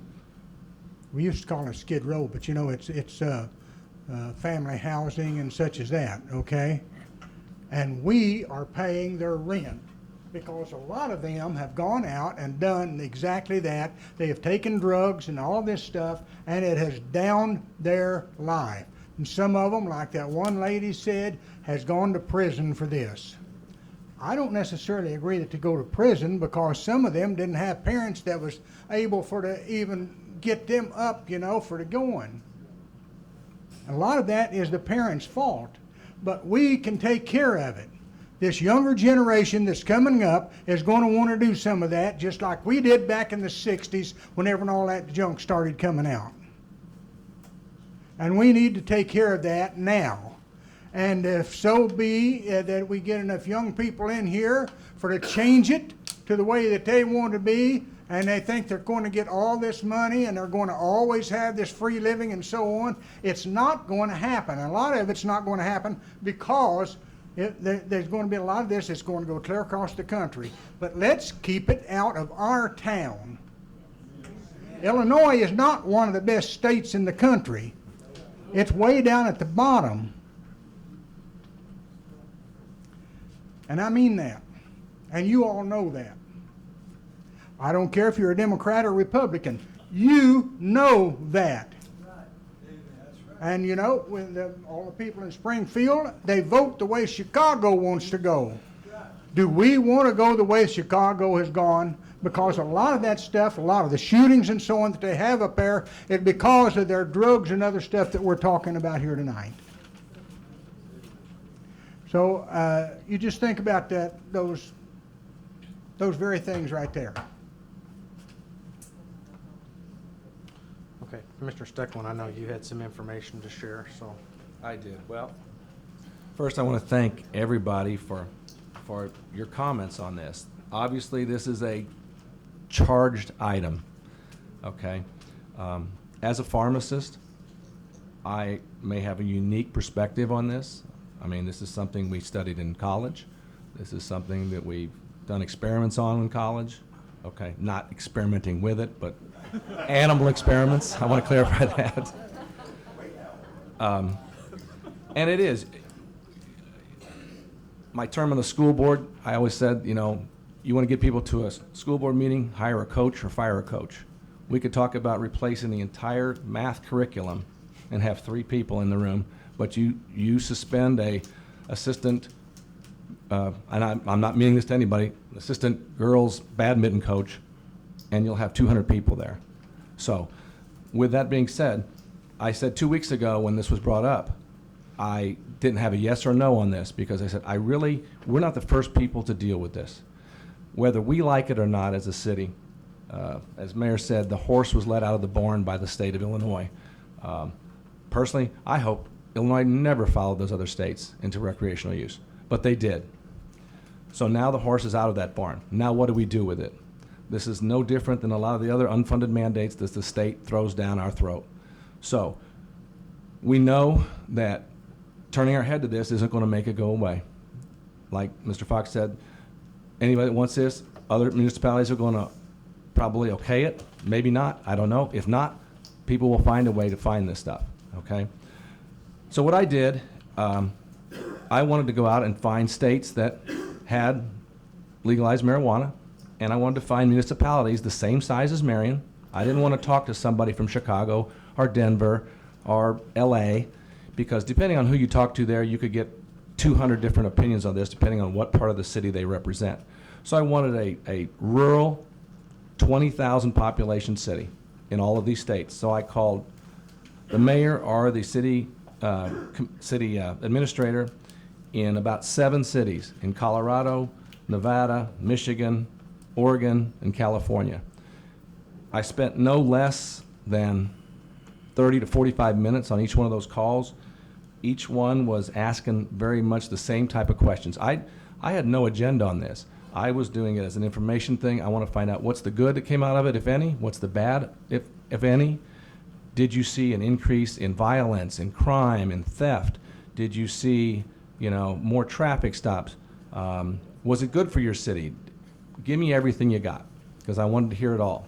Hoping I would hear some cities one way and some the other way so that we could get a really good cross-representation of what went on. Some of these cities have had it for 5 or 6 years, some have been in the last year or two, so it was really good to hear that. So what I found out of the 7 cities, 5 of the 7 authorized the use out of the gate. Incidentally, none of the 7 were thrilled with it. Just want to put that clear. Nobody's shouting, hooray, we have recreational marijuana. A lot of them just said, our state did it, now what? They were in the same boat we are tonight. What do we do with this thing that the state has thrown at us? So the 5 said yes, 2 said no. 1 of the 2 has since reversed their decision to a yes. I found that one to be one of the most interesting. It was in Michigan, a very conservative town in the UP of Michigan. Voted it down 4 years ago or 3 years ago, I'm not sure what it was. Michigan's a unique state, different than the Illinois law. Michigan is a home grow state, which means you can grow 12 plants in your house. Anyone can. Illinois is restricting that to 5 plants only if you have a medical need. So Illinois is stricter on that, and I applaud them for that. But Michigan didn't have that. So you had 12 plants in your house if you wanted to. They could also give it away. And he said, just like you grow tomatoes in your garden, you have a little too much, you can give it to your neighbor. Okay. Well, what happened in this town, one of the restaurants in town decided they were going to get quite entrepreneurial with this, and they decided to make a special on egg rolls that if you buy 6 egg rolls for $79, you get a free 1-ounce bag of marijuana. Well, their business skyrocketed. So the pizza places in town followed suit. And he said, before long, we had every pizza place in town has a $79 Supreme Special with a 1-ounce bag of free marijuana with it. Delivery. So the city administrator said, all of a sudden what we found, and the chief of police came to him and said, we have 16-year-old kids driving around their pizza delivery vans all over town with 6 to 12 pizzas in it and up to a pound of marijuana in their car, which then presented the problem. They were delivering to a lot of places in town, and here's where your crime enters into it. It didn't take long for the criminals to figure this out. They would go somewhere, order a pizza, and then hold up the delivery boy and take all of it. So the city decided, hey, we've got to get a handle on this. So they reversed that decision, put a prohibition against restaurants being able to give it or sell it, and fix that problem. So that being said, I asked the questions here, guys, what did you see? Did you see a significant increase in police issues? Because I really wanted to know that. Most of them said no. A couple said we saw an increase in DUI, especially driving under the influence. But they said they couldn't determine if that was due to them selling in their city, or was it because the state which they were in also, because about 50% of the arrests were from outside of their city limits. So they didn't see the correlation that it was just related to the in-city sales. And actually that was in Nevada, and they actually have a 10% tax there on marijuana. Something unique that I found with Nevada is that they took a portion, they set aside a portion of their, and I think, Mr. Fox, you talked about this a little bit, they automatically set aside anywhere, depending on the town, 10 to 25% of their tax revenue for future police enforcement and substance abuse facilities. He explained it really well. The gentleman I was talking to was a 22-year police veteran who now is the city administrator of let me find his little name here. Sorry about that. It's, I think it's Fernley, Nevada. Anyway, he said in his 22 years, he didn't have a big problem with violent offenders, other than the one guy he wouldn't allow to get a Big Mac when he arrested him and he kicked the window out of his squad car.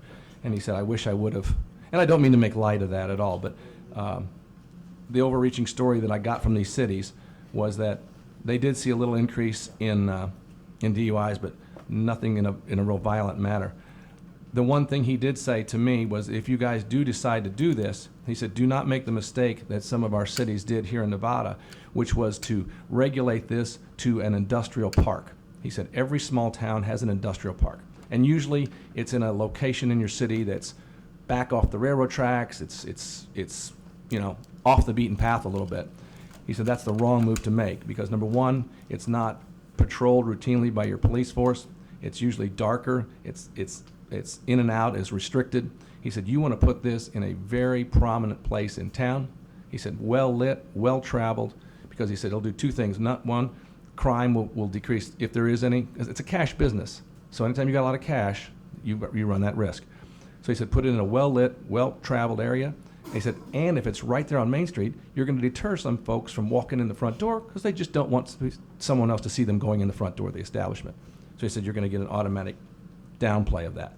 Let me see what else we found here. Revenue.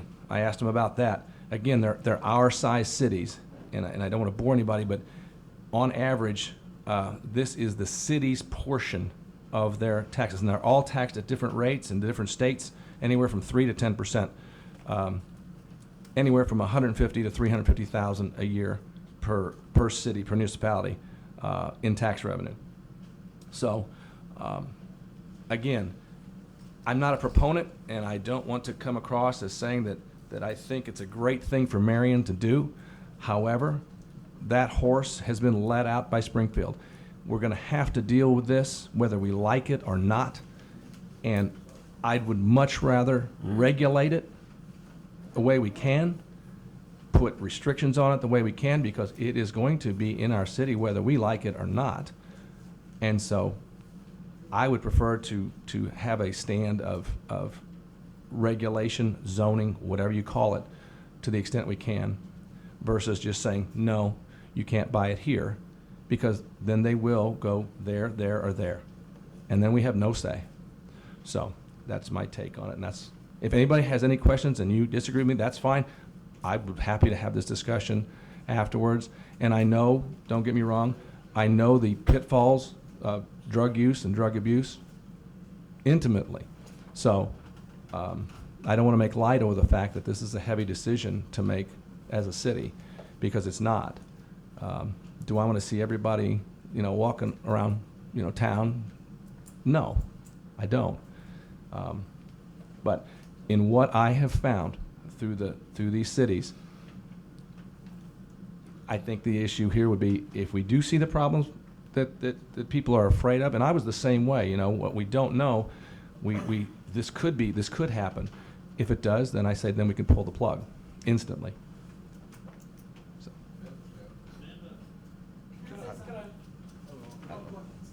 Sure.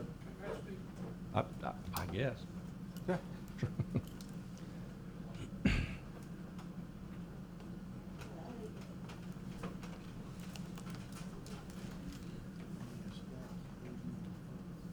I'm kind of new to the Marion community. I'm originally from Saline County. Can you stand a little closer to your mic there? I'm sorry. That's good. I'm new to the Marion community, originally from Saline County. Most of my all of my children are now adults.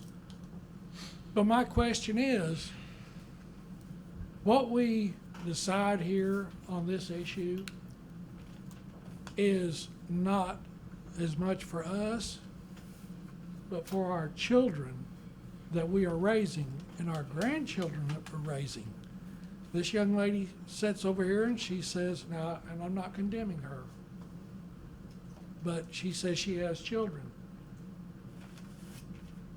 Is that what we want to introduce our children to?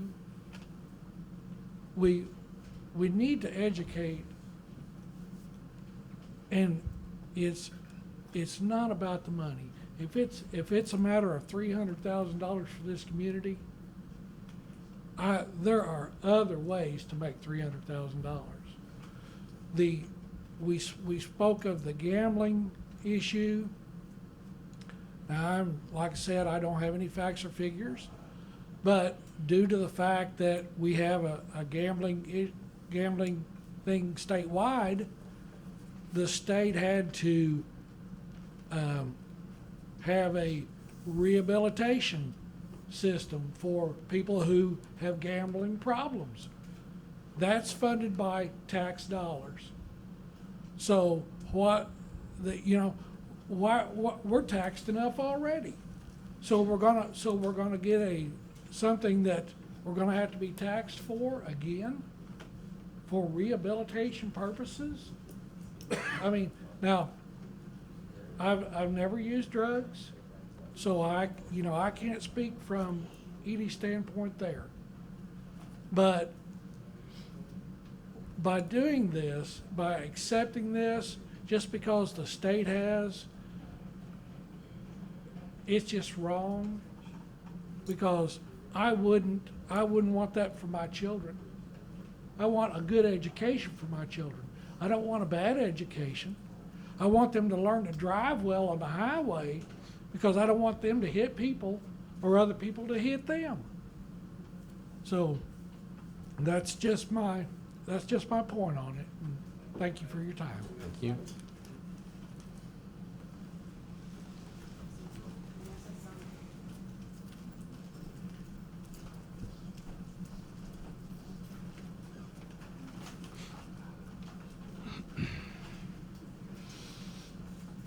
Thank you for allowing me.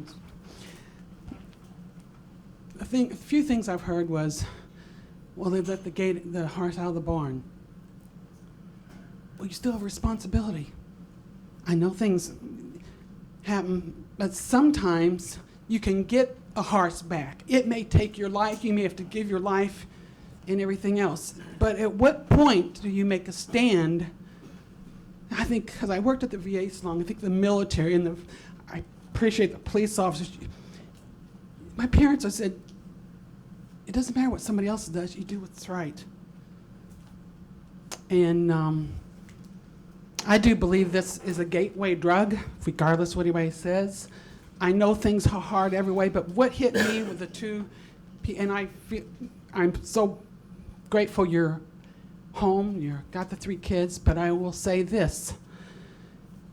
What he had, he believed his mother instead of the police officers, because what he saw, and that's how it started.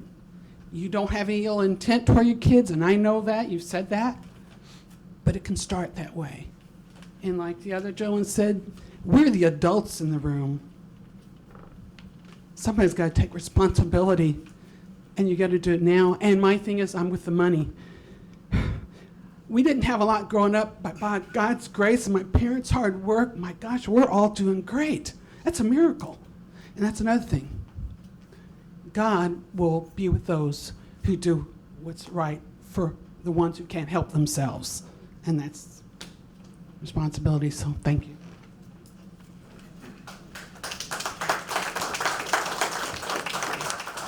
Let's give the commissioners a time to address if they want to. I know people have changed their minds and want to speak, but I want to make sure these guys get a chance to weigh in. You had your chance, so.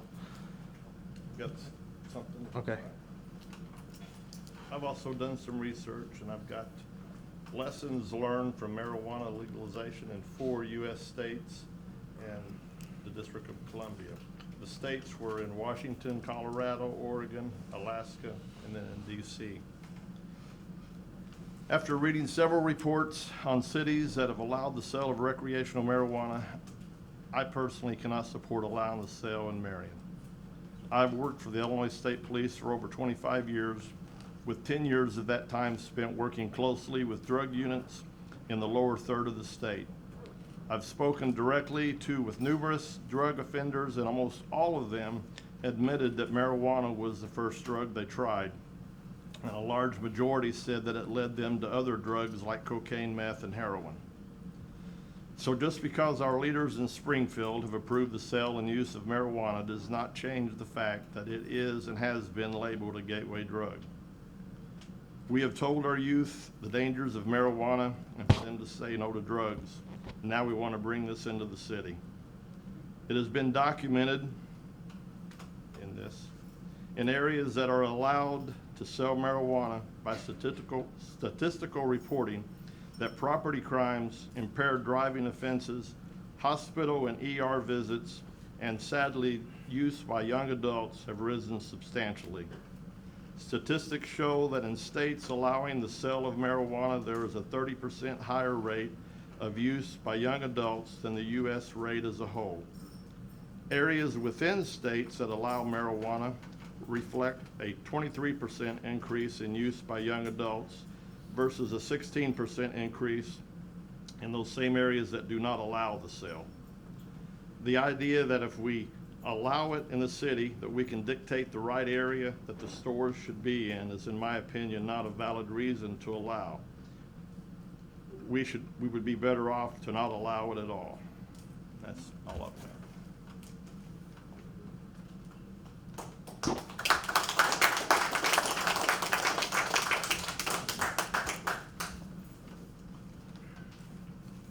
I've struggled with this a lot, doing what's right. And it's a very tough decision financially, and because you have to look at the bigger picture. I don't like it. I don't believe in it. But let's face it, folks, it's here. And it's not going to go away. And that's the part that I struggle with since this whole issue came up. I'm madder than a hornet at the state of Illinois for even allowing this to happen. And then putting it on the towns and municipalities to have to make a decision. I don't like it. But with that being said, we have to understand and weigh both sides of the equation. And even though it may not be popular, we have to give some consideration to allow this, but yet equally we have to give some consideration on the ramifications of it. I'm ready to vote, and I will vote tonight if the council so desires. But understand, it's a very, very tough decision. Morally for me, because of the way I was raised and the way I believe things should be in your house and in your home and your responsibilities as a parent and as a grandparent. But we have to look past that and say, is this best for everyone? Now, I appreciate the young man.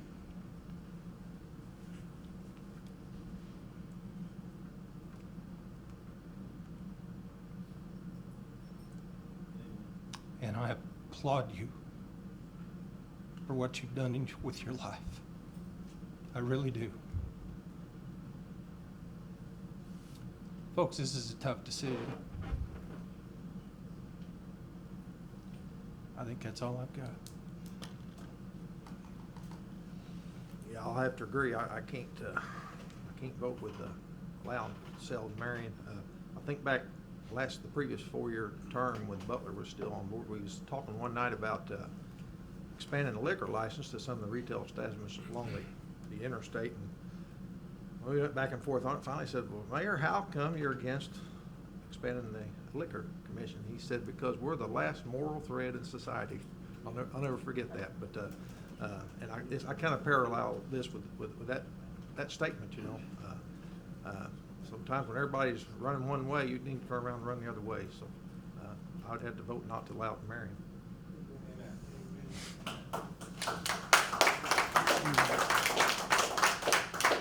Does that leave me? Yes? I guess the one thing, for both of the people that spoke out, I just want to, first of all, that has to be a terribly hard thing to do, and so I appreciate both of you for doing so.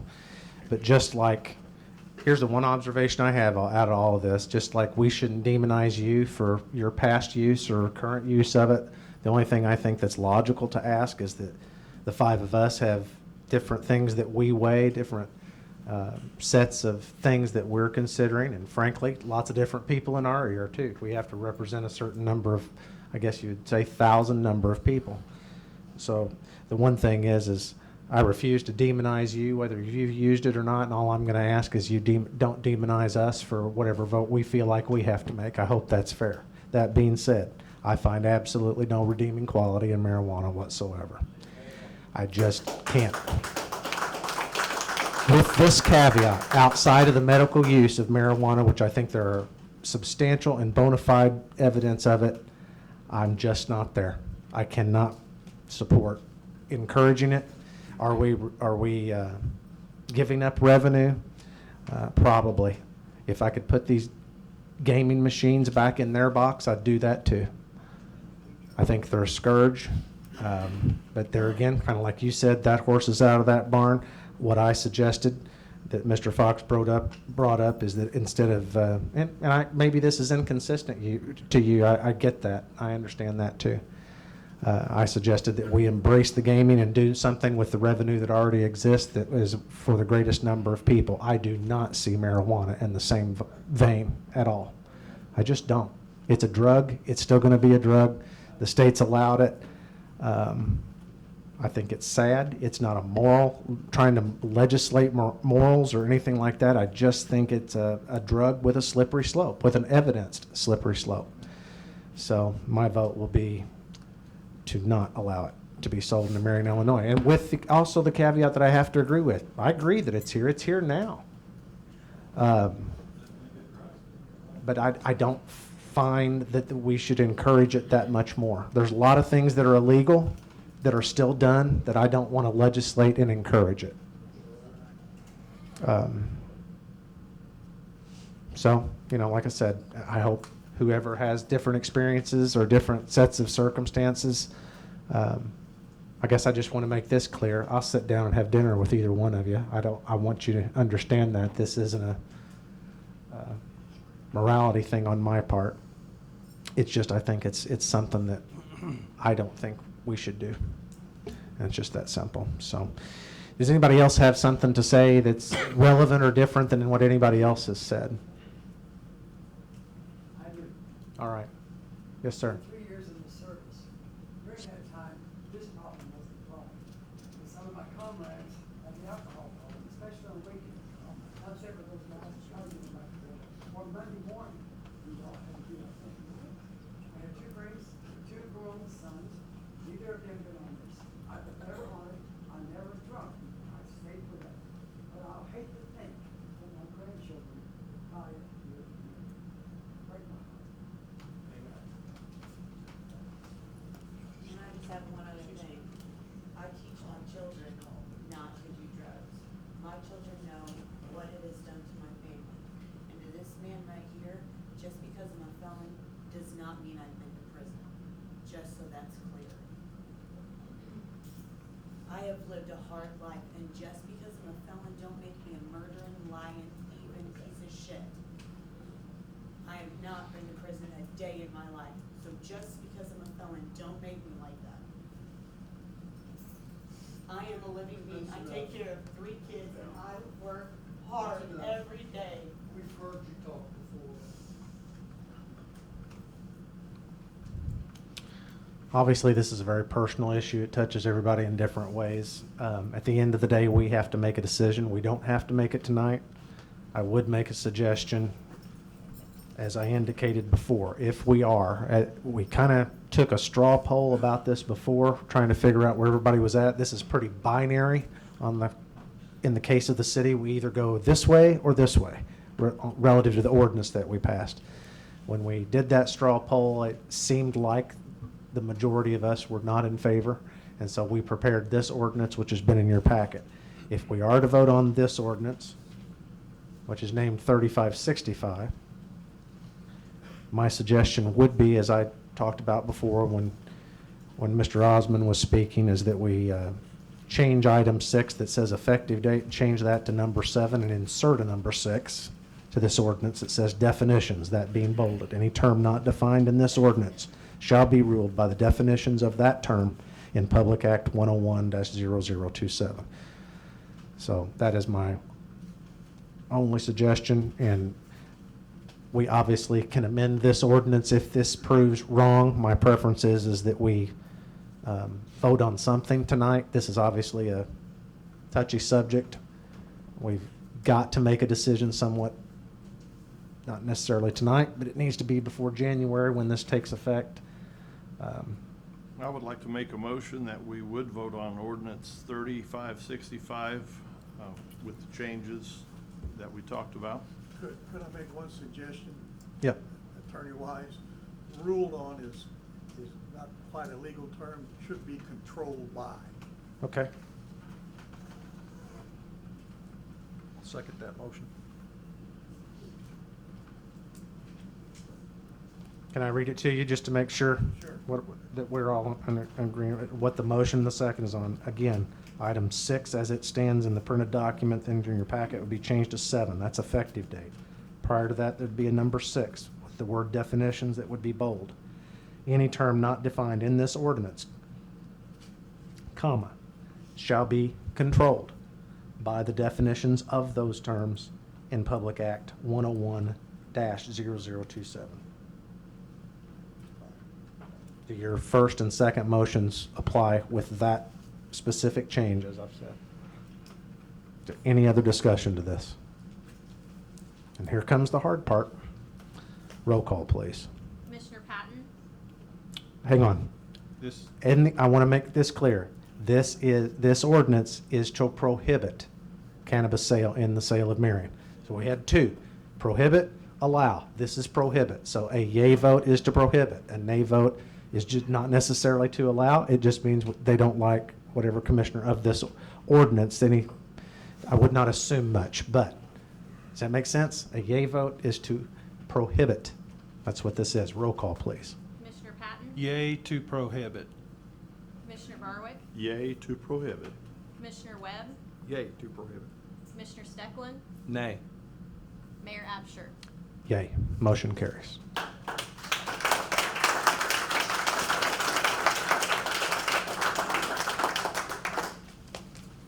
Okay, the other item we had on the agenda is a discussion. There is no action that will be taken on this item. I just put it on there because I assumed some people would have some stuff to say. We had a meeting we could go tomorrow night, right, on the 3rd, relative to the proposal called 2020. I know there's some people. Mr. Fox has already said some of his piece, but he may want to speak again. That'd be fine. So if anyone wants to speak to this, now would be the opportunity to do that. But by raise of hands again, so I can organize this, who wants to speak to a provision of this or has questions about this, that's okay too, if you want to ask a question about it. Got one over here, Mayor. One? Okay, we'll go the other way since we went this way the prior time, I guess. Or did we start on this end? I don't remember.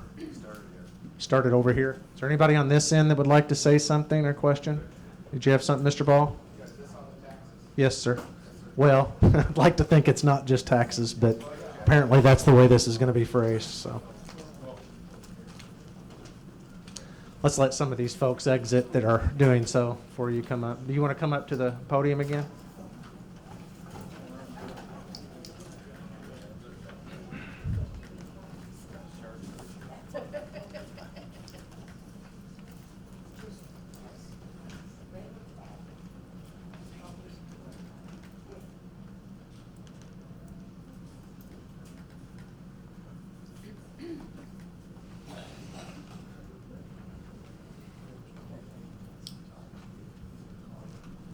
Who's that?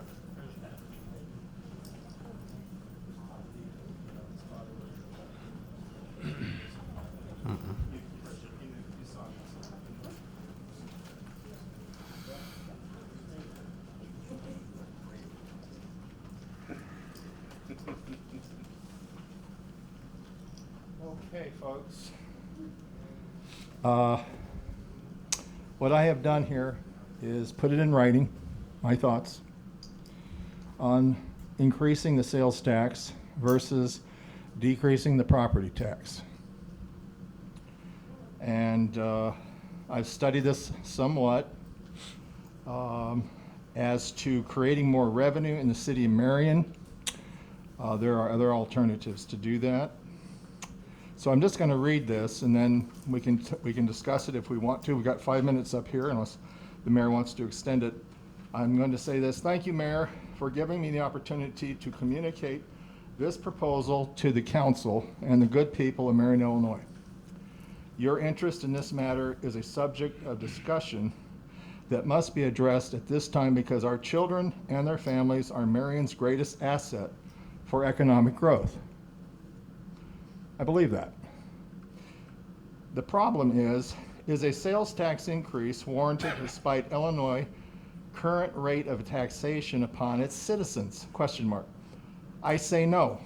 Any property tax relief would be canceled by a 3/4% sales tax increase.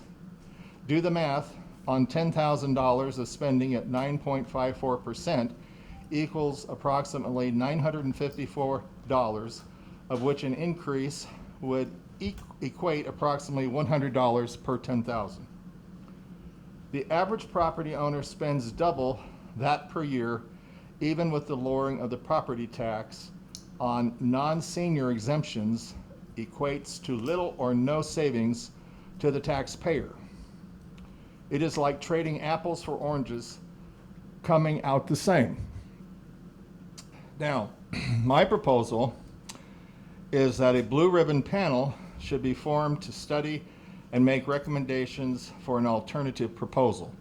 The city must take a leadership role in this task to ensure the residents of Marion that their interests are supported by this council and mayor. Other proposals should also be considered, and the most logical, cost-efficient ones given special consideration for action. The city may want to put its final proposal to a vote of the people in the form of a referendum. I know the council loves to vote on things, but how about the people having a chance to vote on taxes that impact them personally? City of Marion could increase revenues without increasing taxes by investing in regional economic development. Free trade zones would allow industry to come to Marion for the purpose of establishing manufacturing living wage jobs. The educational structure is here. It is a matter of political will to see it happen. Recognizing that the city of Marion, Illinois is a business, the families within the community economic development require its attention. Now, this reminds me of my proposal that I had made previous to this meeting tonight, both to the former council and this council, regarding a proposal for an economic summit at the Pavilion in Marion, where we bring all the people together, including the Chamber of Commerce. We bring the schools together, SIU, Shawnee, Logan. We get proposals from them in terms of skilled labor. We can diversify. Southern Illinois is a sleeping giant. the tax revenues that come from spending would offset the need for additional revenue.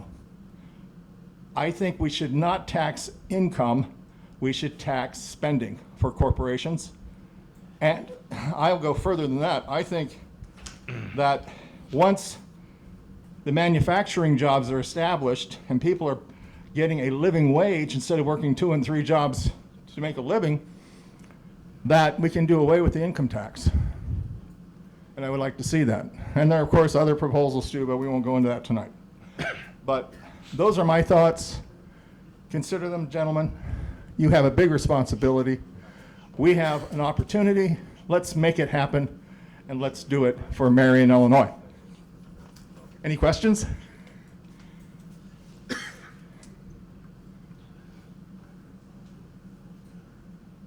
Okay, with that, thank you. Well, I do disagree with your math in here, and just for the record, I can't change the country's sales or income tax structure. That's not in our purvey. Even with home rule, that's not in our purvey. So I'm not even saying whether I agree or disagree with you, but this council has no domain over that. So, and I'm not sure about your math on this, but we can talk about that together. All right, very good. Okay, thank you. Okay, did you want to speak? Everybody's leaving at this young hour. Can't believe it. Come on, Mr. Owens. Good evening, Mayor Absher, members of the council. Thank you for your time, and apologize for hopefully not sounding repetitive from last week. Again, a couple questions. I don't know, and maybe Mayor Absher could speak to this if there's been any more policy discussions in terms of from last week to now.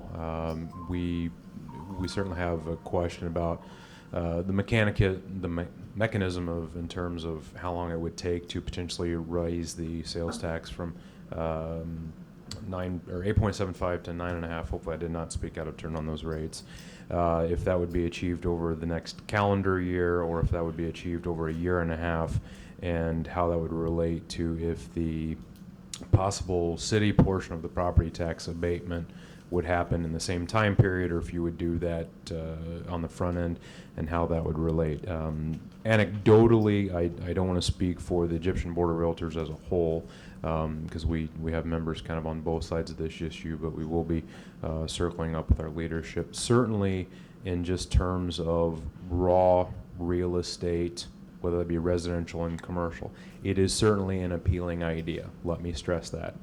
As the mayor said, I believe you guys might be 43rd or 44th in terms of municipalities if you enacted the sort of sales tax only revenue stream. So that's certainly appealing for our industry. Again, we can only speak to our industry because, as a number of the individuals have said, small business individuals, a sales tax increase may affect them differently. But if you could clarify if you have been able to look at that time frame in terms of the swap, if it is able to happen, and two, if you have been able to flesh out a time in terms of when discussions would begin on code enforcement changes, and specifically after the individual spoke tonight on his fence at his property.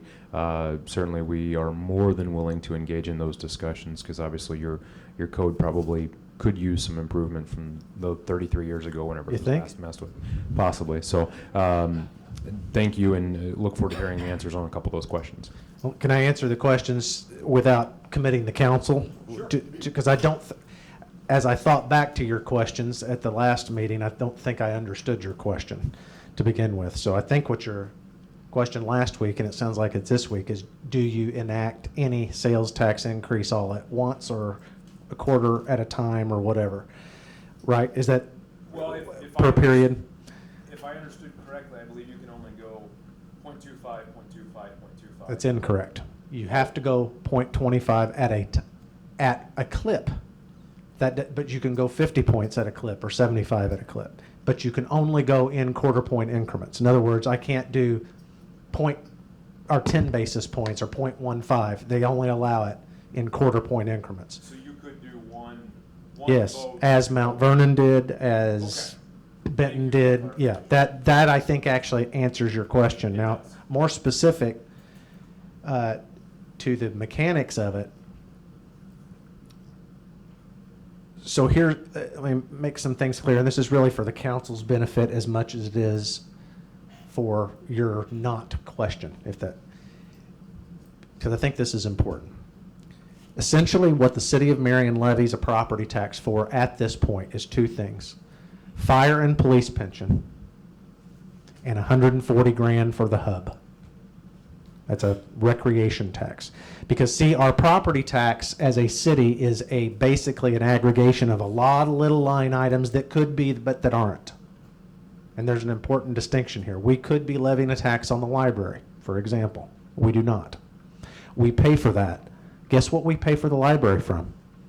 Sales tax. We could be levying a tax on you for recreation, which we do, to the extent of $140,000, but it could be a lot more than that. We could be levying a tax for mosquito abatement and for cemetery maintenance. Guess what we pay those things from right now? Sales tax. The only thing we levy a property tax for currently are two things: police and fire pensions, and $140,000 for the hub. What I've proposed, first of all, so I want to get some things out of the way, which I don't want to deter anybody that wants to get up and rail against me the opportunity to do that. So I'm going to give you that opportunity. My goal was not to raise taxes. My goal was to lower them for the average citizen in Marion. Now, how do you do that? How does that work? Is it fair? I don't know. That's for you and these guys to decide. What I know is there's a lot of evidence on towns that have abandoned a property tax set up to fund their services to sales tax that would never in a million years turn back. Most of them are in Texas. That's one of those states that everybody's moving to, by the way. Does that make our sales tax higher? Of course it does. Everybody talks about Tennessee. Look at what Tennessee's sales taxes are. 9, 10+%. Where do you think they get it? So all the folks that are going to demonize me about wanting to raise taxes, go right ahead. But I got news for you. A government's going to get it one way or the other. You're going to fund your services because you have to. The reason that we levy a property tax for police and fire pension is because the law says that we have to, unless we have a source of income somewhere else. That's all I'm proposing, is that we switch pockets, we switch gears. And incidentally, do we raise some money for some things that the council has decided that we need to do? The vast majority of that money, $1 million of the $1.8 million that's raised in additional revenue, is being set back for our kids in order to invest in other things. Because here's the other thing. If you weren't at the meeting on the 3rd, 1 week ago tomorrow, I want to say this very clearly, and I'm going to predict something. Whether we pass this or not, this is the truth. The city has relied upon TIF incentives to the nth degree. And I made it very clear last, a lot of people think TIF's good, a lot of people think TIF is very bad. I'm not even weighing in on that. But the point that I made is TIF is very difficult to understand, it's very easy to see. It's easy to see what the benefits of TIF has been. Has that come at a cost? It probably has. I personally, and I said this verbatim, so I'm going to repeat it again. I thank God that Mayor Butler had the ability to look around some corners that he did. Because what you see, whether you agree with TIF as the mechanism that got us there or not, what you see is what you got as a result of it. And I don't know which of those things. You talk about cutting the budget. They were talking about some things. Fine. Tell me which people you want to fire. It's that simple. 85% of our budget is personnel and benefits. So until you're going to start identifying which specific people you want to fire, and we're not going to do that in this meeting, but you have to be prepared for it.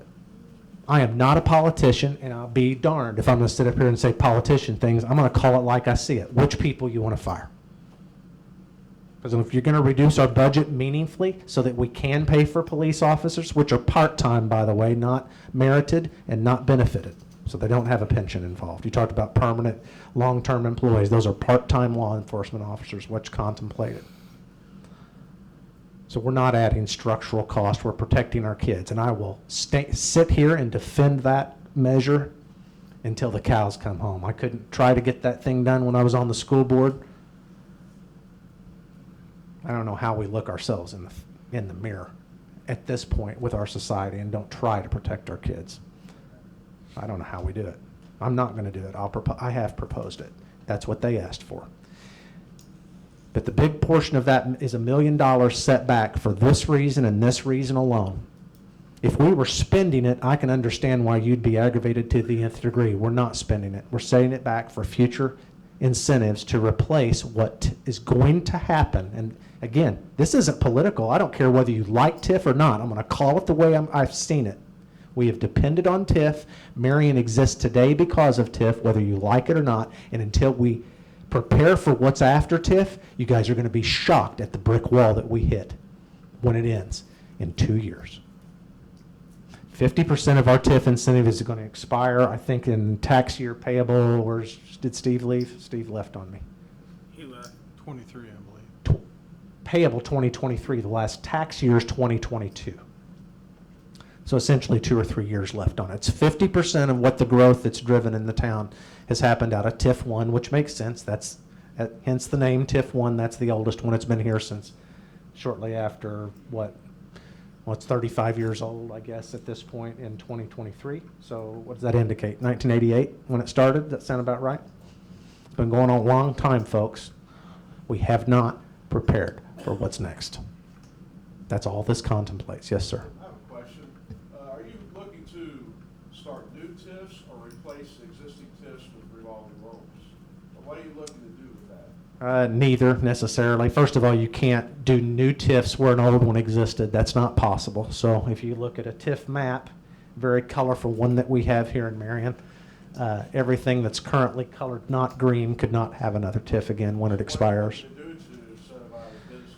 Well, we have a number of opportunities, if you will. Revolving loan you mentioned is one of them.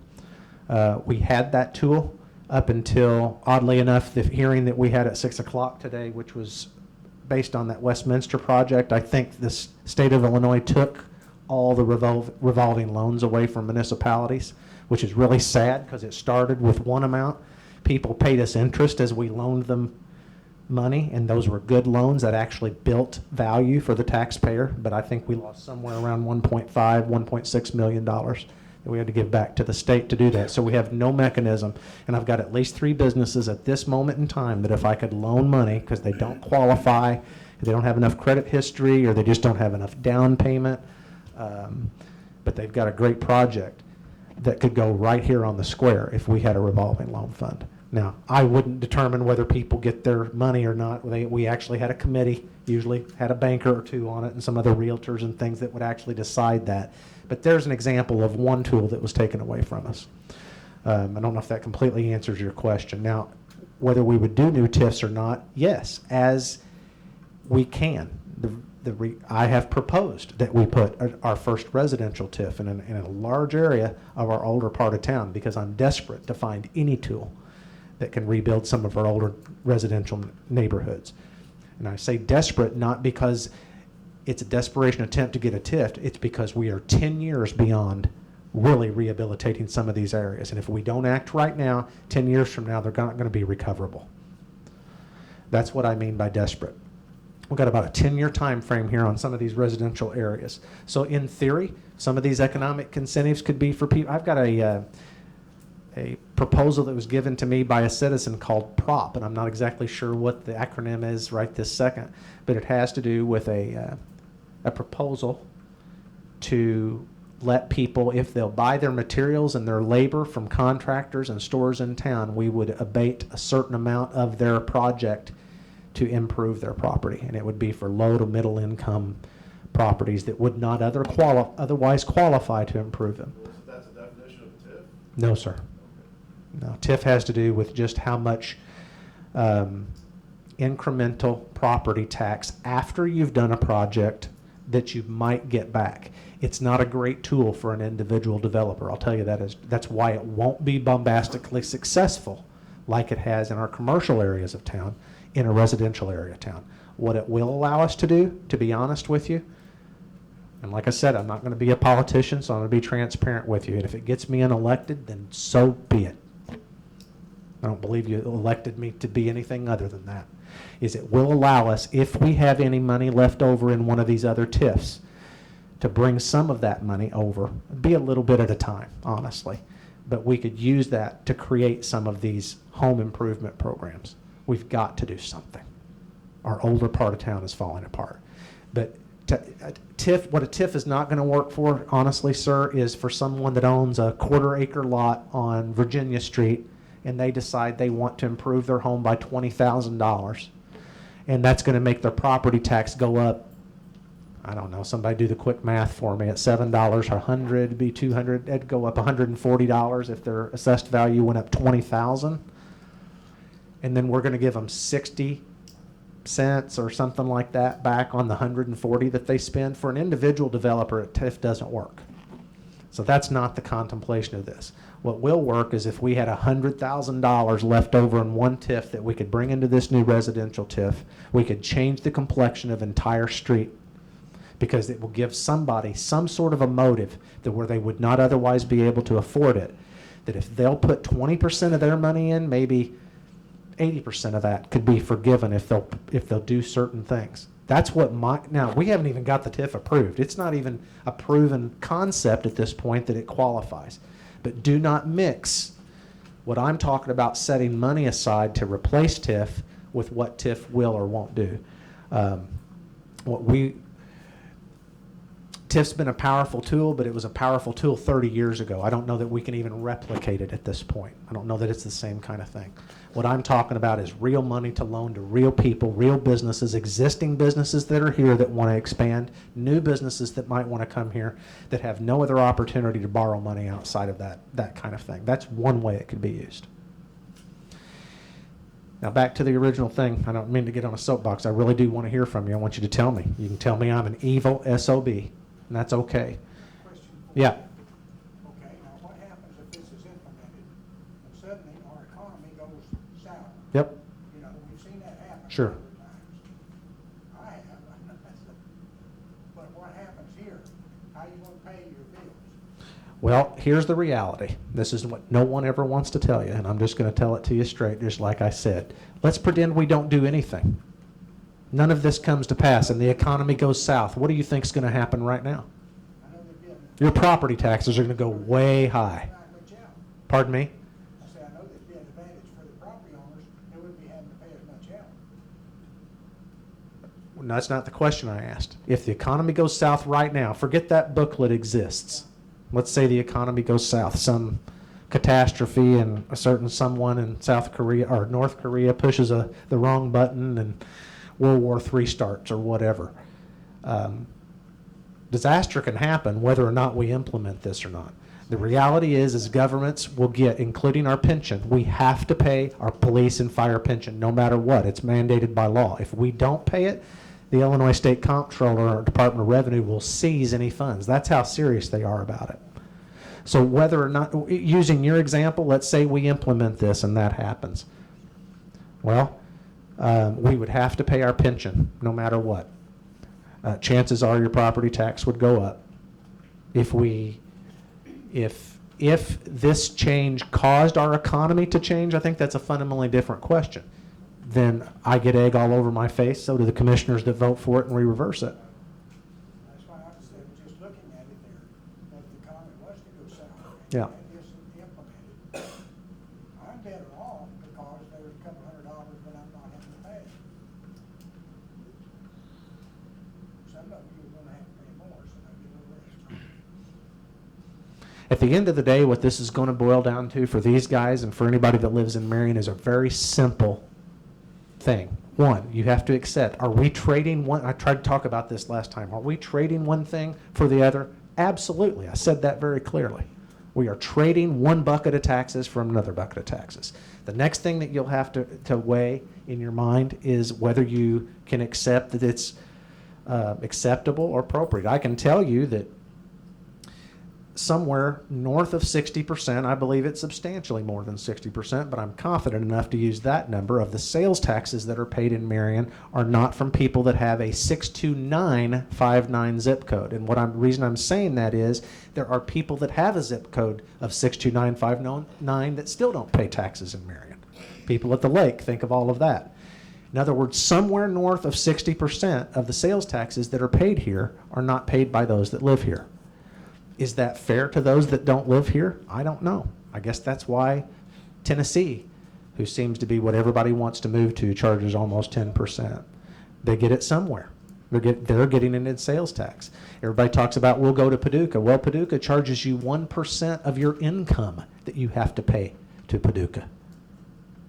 If I said something like that, I think you guys would run me out of town on the rails.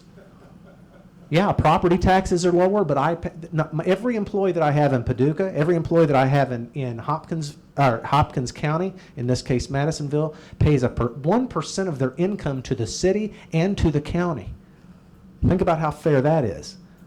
Add all that up, I promise you, and this is why I'm saying we have this inferiority complex in Illinois that's unjustified, and frankly, I don't believe it.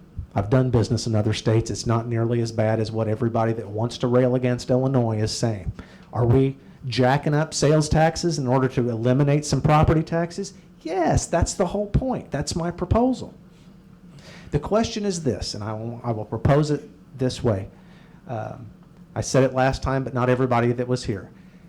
For those of you who participated in this community exercise, you cannot participate again, or you have to participate the same way you did last time. Here's my question. How many of you, because I know this in my own family, have ever bought merchandise at the University Mall, anywhere in the University Mall, Kohl's department store, Shoe Carnival, let's say, what's the big sporting goods store? Dick's Sporting Goods? Any of those, at any point in your past that have spent $100 in aggregate or more? That's my question. How many of you have ever done that? And you have to be honest. Raise your hand. New city attorney has never spent $100 in Carbondale? Okay, raise your hand. That a girl. Now, I recognize it's not okay to say we go to Carbondale to spend money. I'm asking for an honest answer. Because we need to be honest about this if we're going to make an honest decision. Forget all the politics crap. And I shouldn't have said crap, excuse me. Forget it. Let's talk about real numbers. Now, for those of you that had your hands raised, raise them again. Can you tell me, keep your hand raised if it all added up to $100 or more. Can you tell me within 25 cents of what you paid Carbondale in sales taxes? Because that's going to be the differential, and guess what? They're still going to be higher than Marion.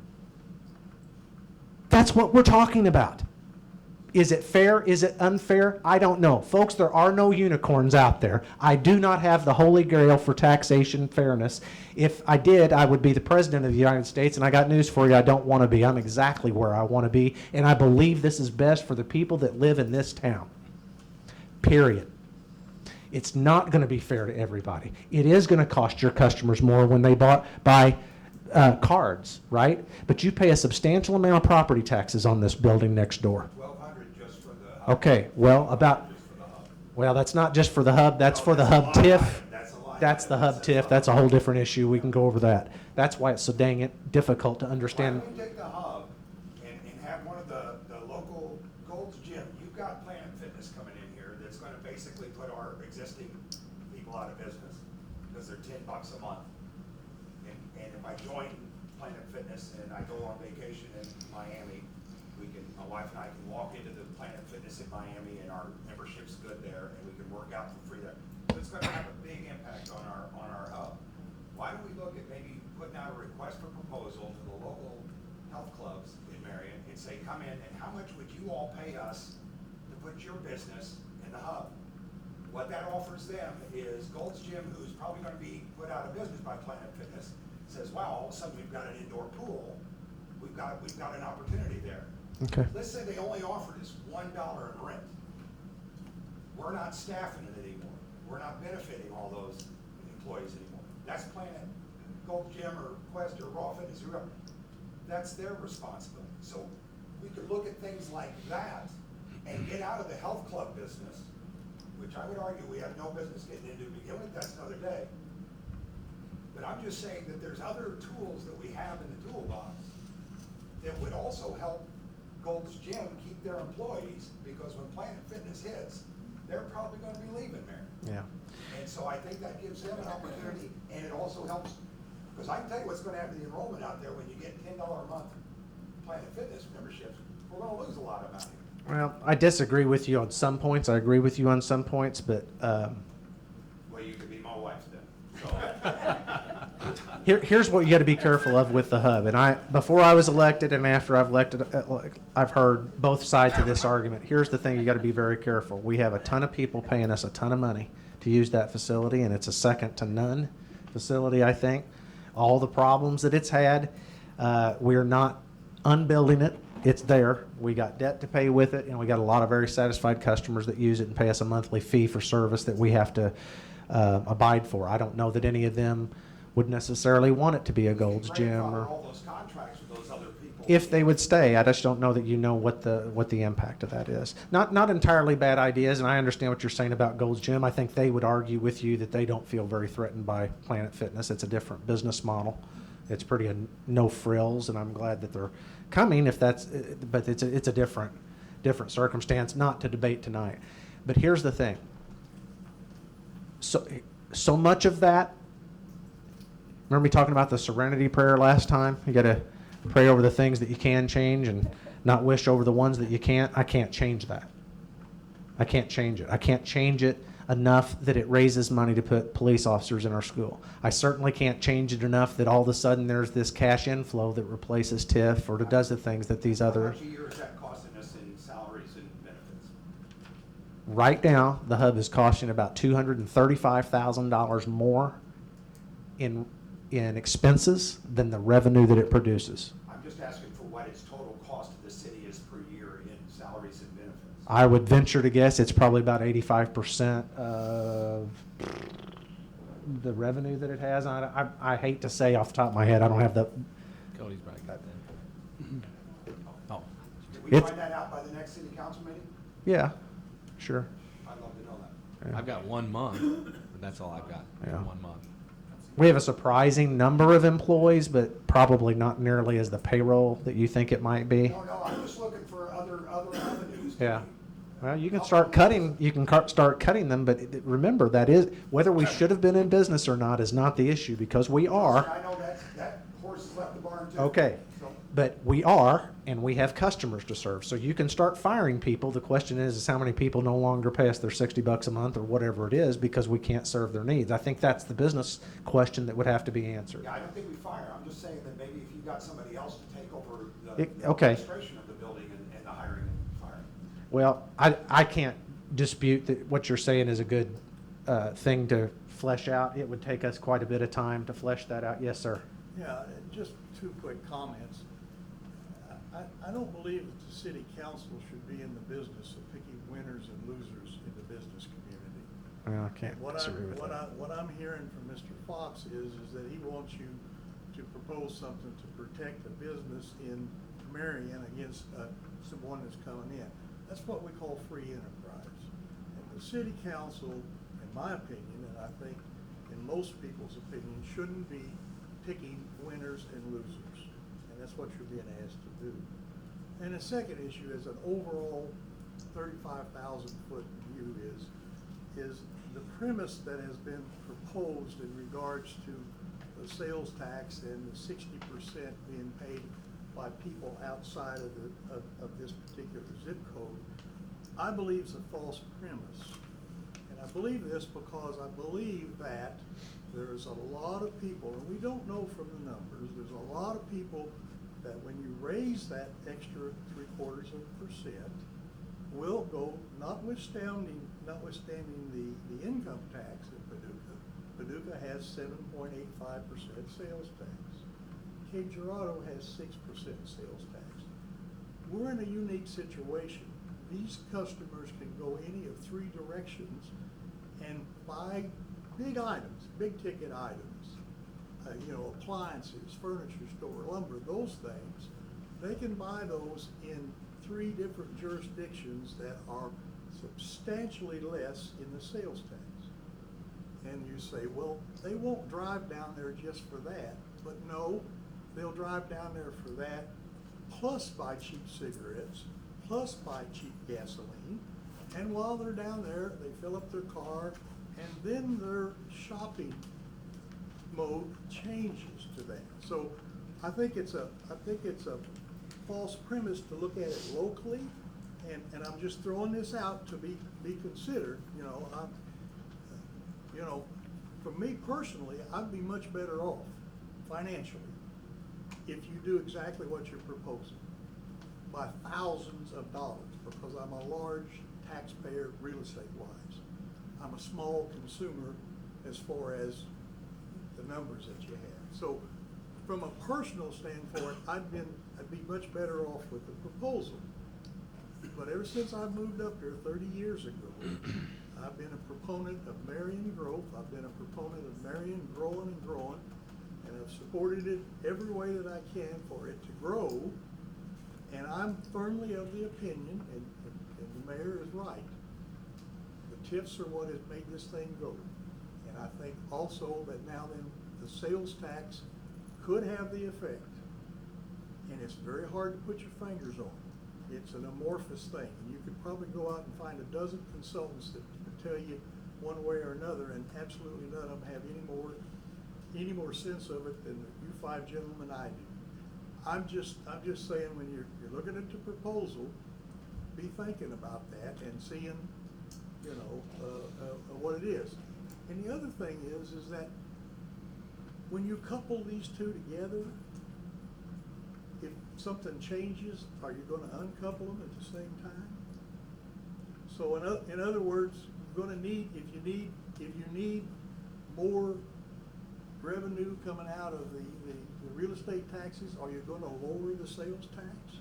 You've coupled them together now, so does it make sense to say in the future you'll keep them coupled? So those are just questions to be thinking about, And as I say, I came to this meeting saying, business people speak up, and they, it's up to them, because they're the ones that are being hurt. You're not going to hurt the large commercial real estate taxpayers, because we're going to get thousands of dollars of breaks, and the large taxpayers are going to, and obviously they're going to support that. And I'm probably not very smart for saying what I am, but I'm like the mayor. I'm going to tell you what I think, no matter what the consequences are to my personal things. But I am concerned about Marion. I always have been. Former council would tell you I give easements to Marion. I do about anything I can to help Marion. I'm one of the biggest cheerleaders of Marion, and so I am concerned that whenever you're making your decision, you keep that concept in your mind. Those are all good points. I don't disagree with anything you said. Again, I'm not advocating to increase taxes. I'm telling you what it'll take to get to where we need to be, if that's where you think we need to be. Just so that everybody understands, I know it's getting late, how this came about. This goes back to what your question was, is do you have to do it all at once or a quarter point at a time? You have to do it at a quarter point at a time. I think we need here's how this came about.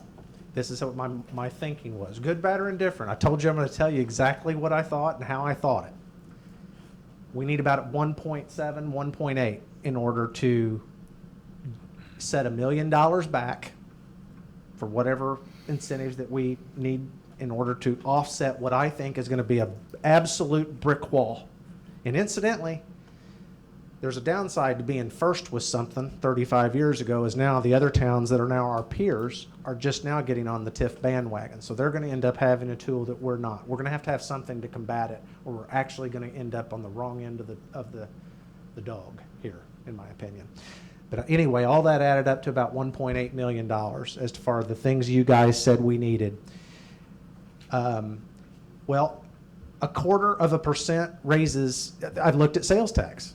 Honestly, I don't want to raise property tax. I think that's the thing that hinders us more than anything else in Illinois. That's my personal opinion. Why? Because of what I've seen in Tennessee. And I understand what you're saying about Paducah, but I see the rest of Kentucky, so I know kind of how the bigger piece works. Because you see, nobody knows where the Holy Grail is on taxation, and nobody owns the unicorn, I promise you. So 0.25% based on our current sales tax rate, that is presuming, before anybody asks this, that yes, it's the basically where we're at right now, raises 1.2 million. Well, that was not enough to pay for the things I thought we needed. So what did I do? I'm like, okay, it's going to take another 0.25%. I looked at it, and that's 2.4 million, but we only need 1.8. What would I do? Then I'm going to get accused of raising too much taxes. And then it dawned on me, if I go the third element, that it would accomplish the fifth thing the council asked me to do, which is to figure out what the competitive edge that Marion, Illinois could have to market itself different than every other town that was out there. Because with that third increment on sales tax that still keeps us lower than most of our peer towns, whether we like our peer towns rate or not, allows us to eliminate our property tax levy. I did not intentionally couple them. You talk about coupling them. That's just how it sort of came out. And I think about things in a weird way. I admit that. It's worked out pretty well for me thus far. Whether that works for Marion, Illinois, I don't know, but I don't apologize for it. But that's how my thinking kind of unveiled and unfolded as it. I'm not saying it's the unicorn or it's the holy grail either, guys. It's not. That's how it laid out. Whether I don't like any of it. I wish we could lower sales tax and eliminate all property taxes, but again, it's not a unicorn. So I just wanted to explain why I didn't intentionally couple them. That's just, I thought, okay, one increase is not enough, two is too much, but look what the third one could do. That not only, but maybe that's too much. Maybe we want to consider something else in between there. I don't know. It doesn't have to be that way. One last comment is Yeah. that whenever you say, and I know in your Vision 2020, which by the way is well written, well worked, well researched, just differ with a few of the conclusions. Whenever you say we can market Marion as the low cost to live here, that's fine, but you're not going to market it to a business to come in with the sales tax as high as it is. Oh, I disagree, Ron. Yeah. I disagree wholeheartedly. Well, The I know- businesses that produce jobs have to have such physical plant to make those jobs that equates to high property taxes. And it's a cost shift. I would argue, I think you're right, is that it's a cost shift, but I don't know. I think, Increasing taxes in the history of the world has never increased consumption. Never. Increasing taxes always decreases consumption. And so. would you argue that decreasing taxes increases consumption? Yes. Then that's what this does. No, it doesn't either, because what you're doing is you're increasing the real estate taxes. You're increasing the real estate taxes on the lower class, because of they're not going to pay as much in sales tax. Those lower people, I'm a real estate agent for the past 16 years. Those lower, I don't know how many, I don't know what our population of rental people who are not paying property taxes. They're paying somebody's mortgage, it's not their own. They're paying their landlord's property taxes and mortgage. So every time I get my tax bill, and we have tenants who have lived in our properties for 8 and 10 years, they don't move. We fix things, we work with them, they like us. But every time we get our property taxes, it goes up. And I don't want to have to call them and have to keep saying we're going to have to raise your rent $20, we're going to have to raise your rent $50. When you can lower that for me, that you get, and I don't know the numbers, but you get to an area to whatever our common average household is what, $120,000 house, but our average rents are just so high. I mean, people are paying, in our rentals, they're paying anywhere from $650 to $1,000. The most of them are senior citizens, so they're fixed incomes. So we don't want to keep raising their rent, but every time my taxes go up, I am pretty much forced to. But if we could make that property taxes lower and they can keep that money in their pocket, they're going to go spend it at these businesses. They're going to go out to eat. They're going to join the hub. They're going to do things because they're not paying $25, $50, $75 more a month in their rent. So I think that by you're gonna get a lot more sales tax, because there's a lot of people in Marion that don't pay property taxes. We landlords do, but they don't pay any of that. Yes, they do. They pay it in their rent. If you raise their rent every time, if you have the opportunity to raise a rent, if you have a turnover and someone moves out and someone moves back in, you have the opportunity to raise it. But if you have people who have lived in your properties for 10 years, you really don't have that much opportunity. 1 month of it being vacant at $875, it's gonna take a long time to recoup $20 a month to get 1 month of $875 vacant. So if you have turnover, then yeah, you probably do get it. But if you have longevity and people that really live in that, our tenants live in their properties as if it's their home. They take care of it, they take pride in it, we take care of it, and they don't move. I mean, they like us, we like them, we treat each other like that. We don't have turnover. Well, I think it's suffice to say at this point, and it is getting very late, the good news is you'll have yet another council meeting to come talk to us about this. More than likely, although, guys, if we do raise the sales tax, that will probably be on the September 23rd agenda, or it will have to be on some agenda prior to October 1st. But here's the thing. Just like this marijuana vote, guys, this is personal to some people. Everybody gets, I have figured out all we have to do is talk about drugs and taxes, and when you get people come to our council meeting. Need to put it on every agenda. So we're going to have a little something for everybody from here on out. But let's at least all agree that these are tense topics to talk about. Some people they affect more than others. This is the thing, though. I'm getting creamed on Facebook, and that's fine. Read the proposal. If you don't understand how it all gears up together, I can accept the criticism, or these guys can vote on it if people will understand it. But you cannot take one sentence out of something that somebody says on TV or a Facebook post and try to then rail on it. Read the thing. Have a brain. Read it. If it doesn't make sense, then that's fine. I stand behind this proposal just because I think it is, to me, it's logical. I think there's a risk, like there's a risk with everything. I think it's a justifiable risk. I will admit to you that I can be plain wrong.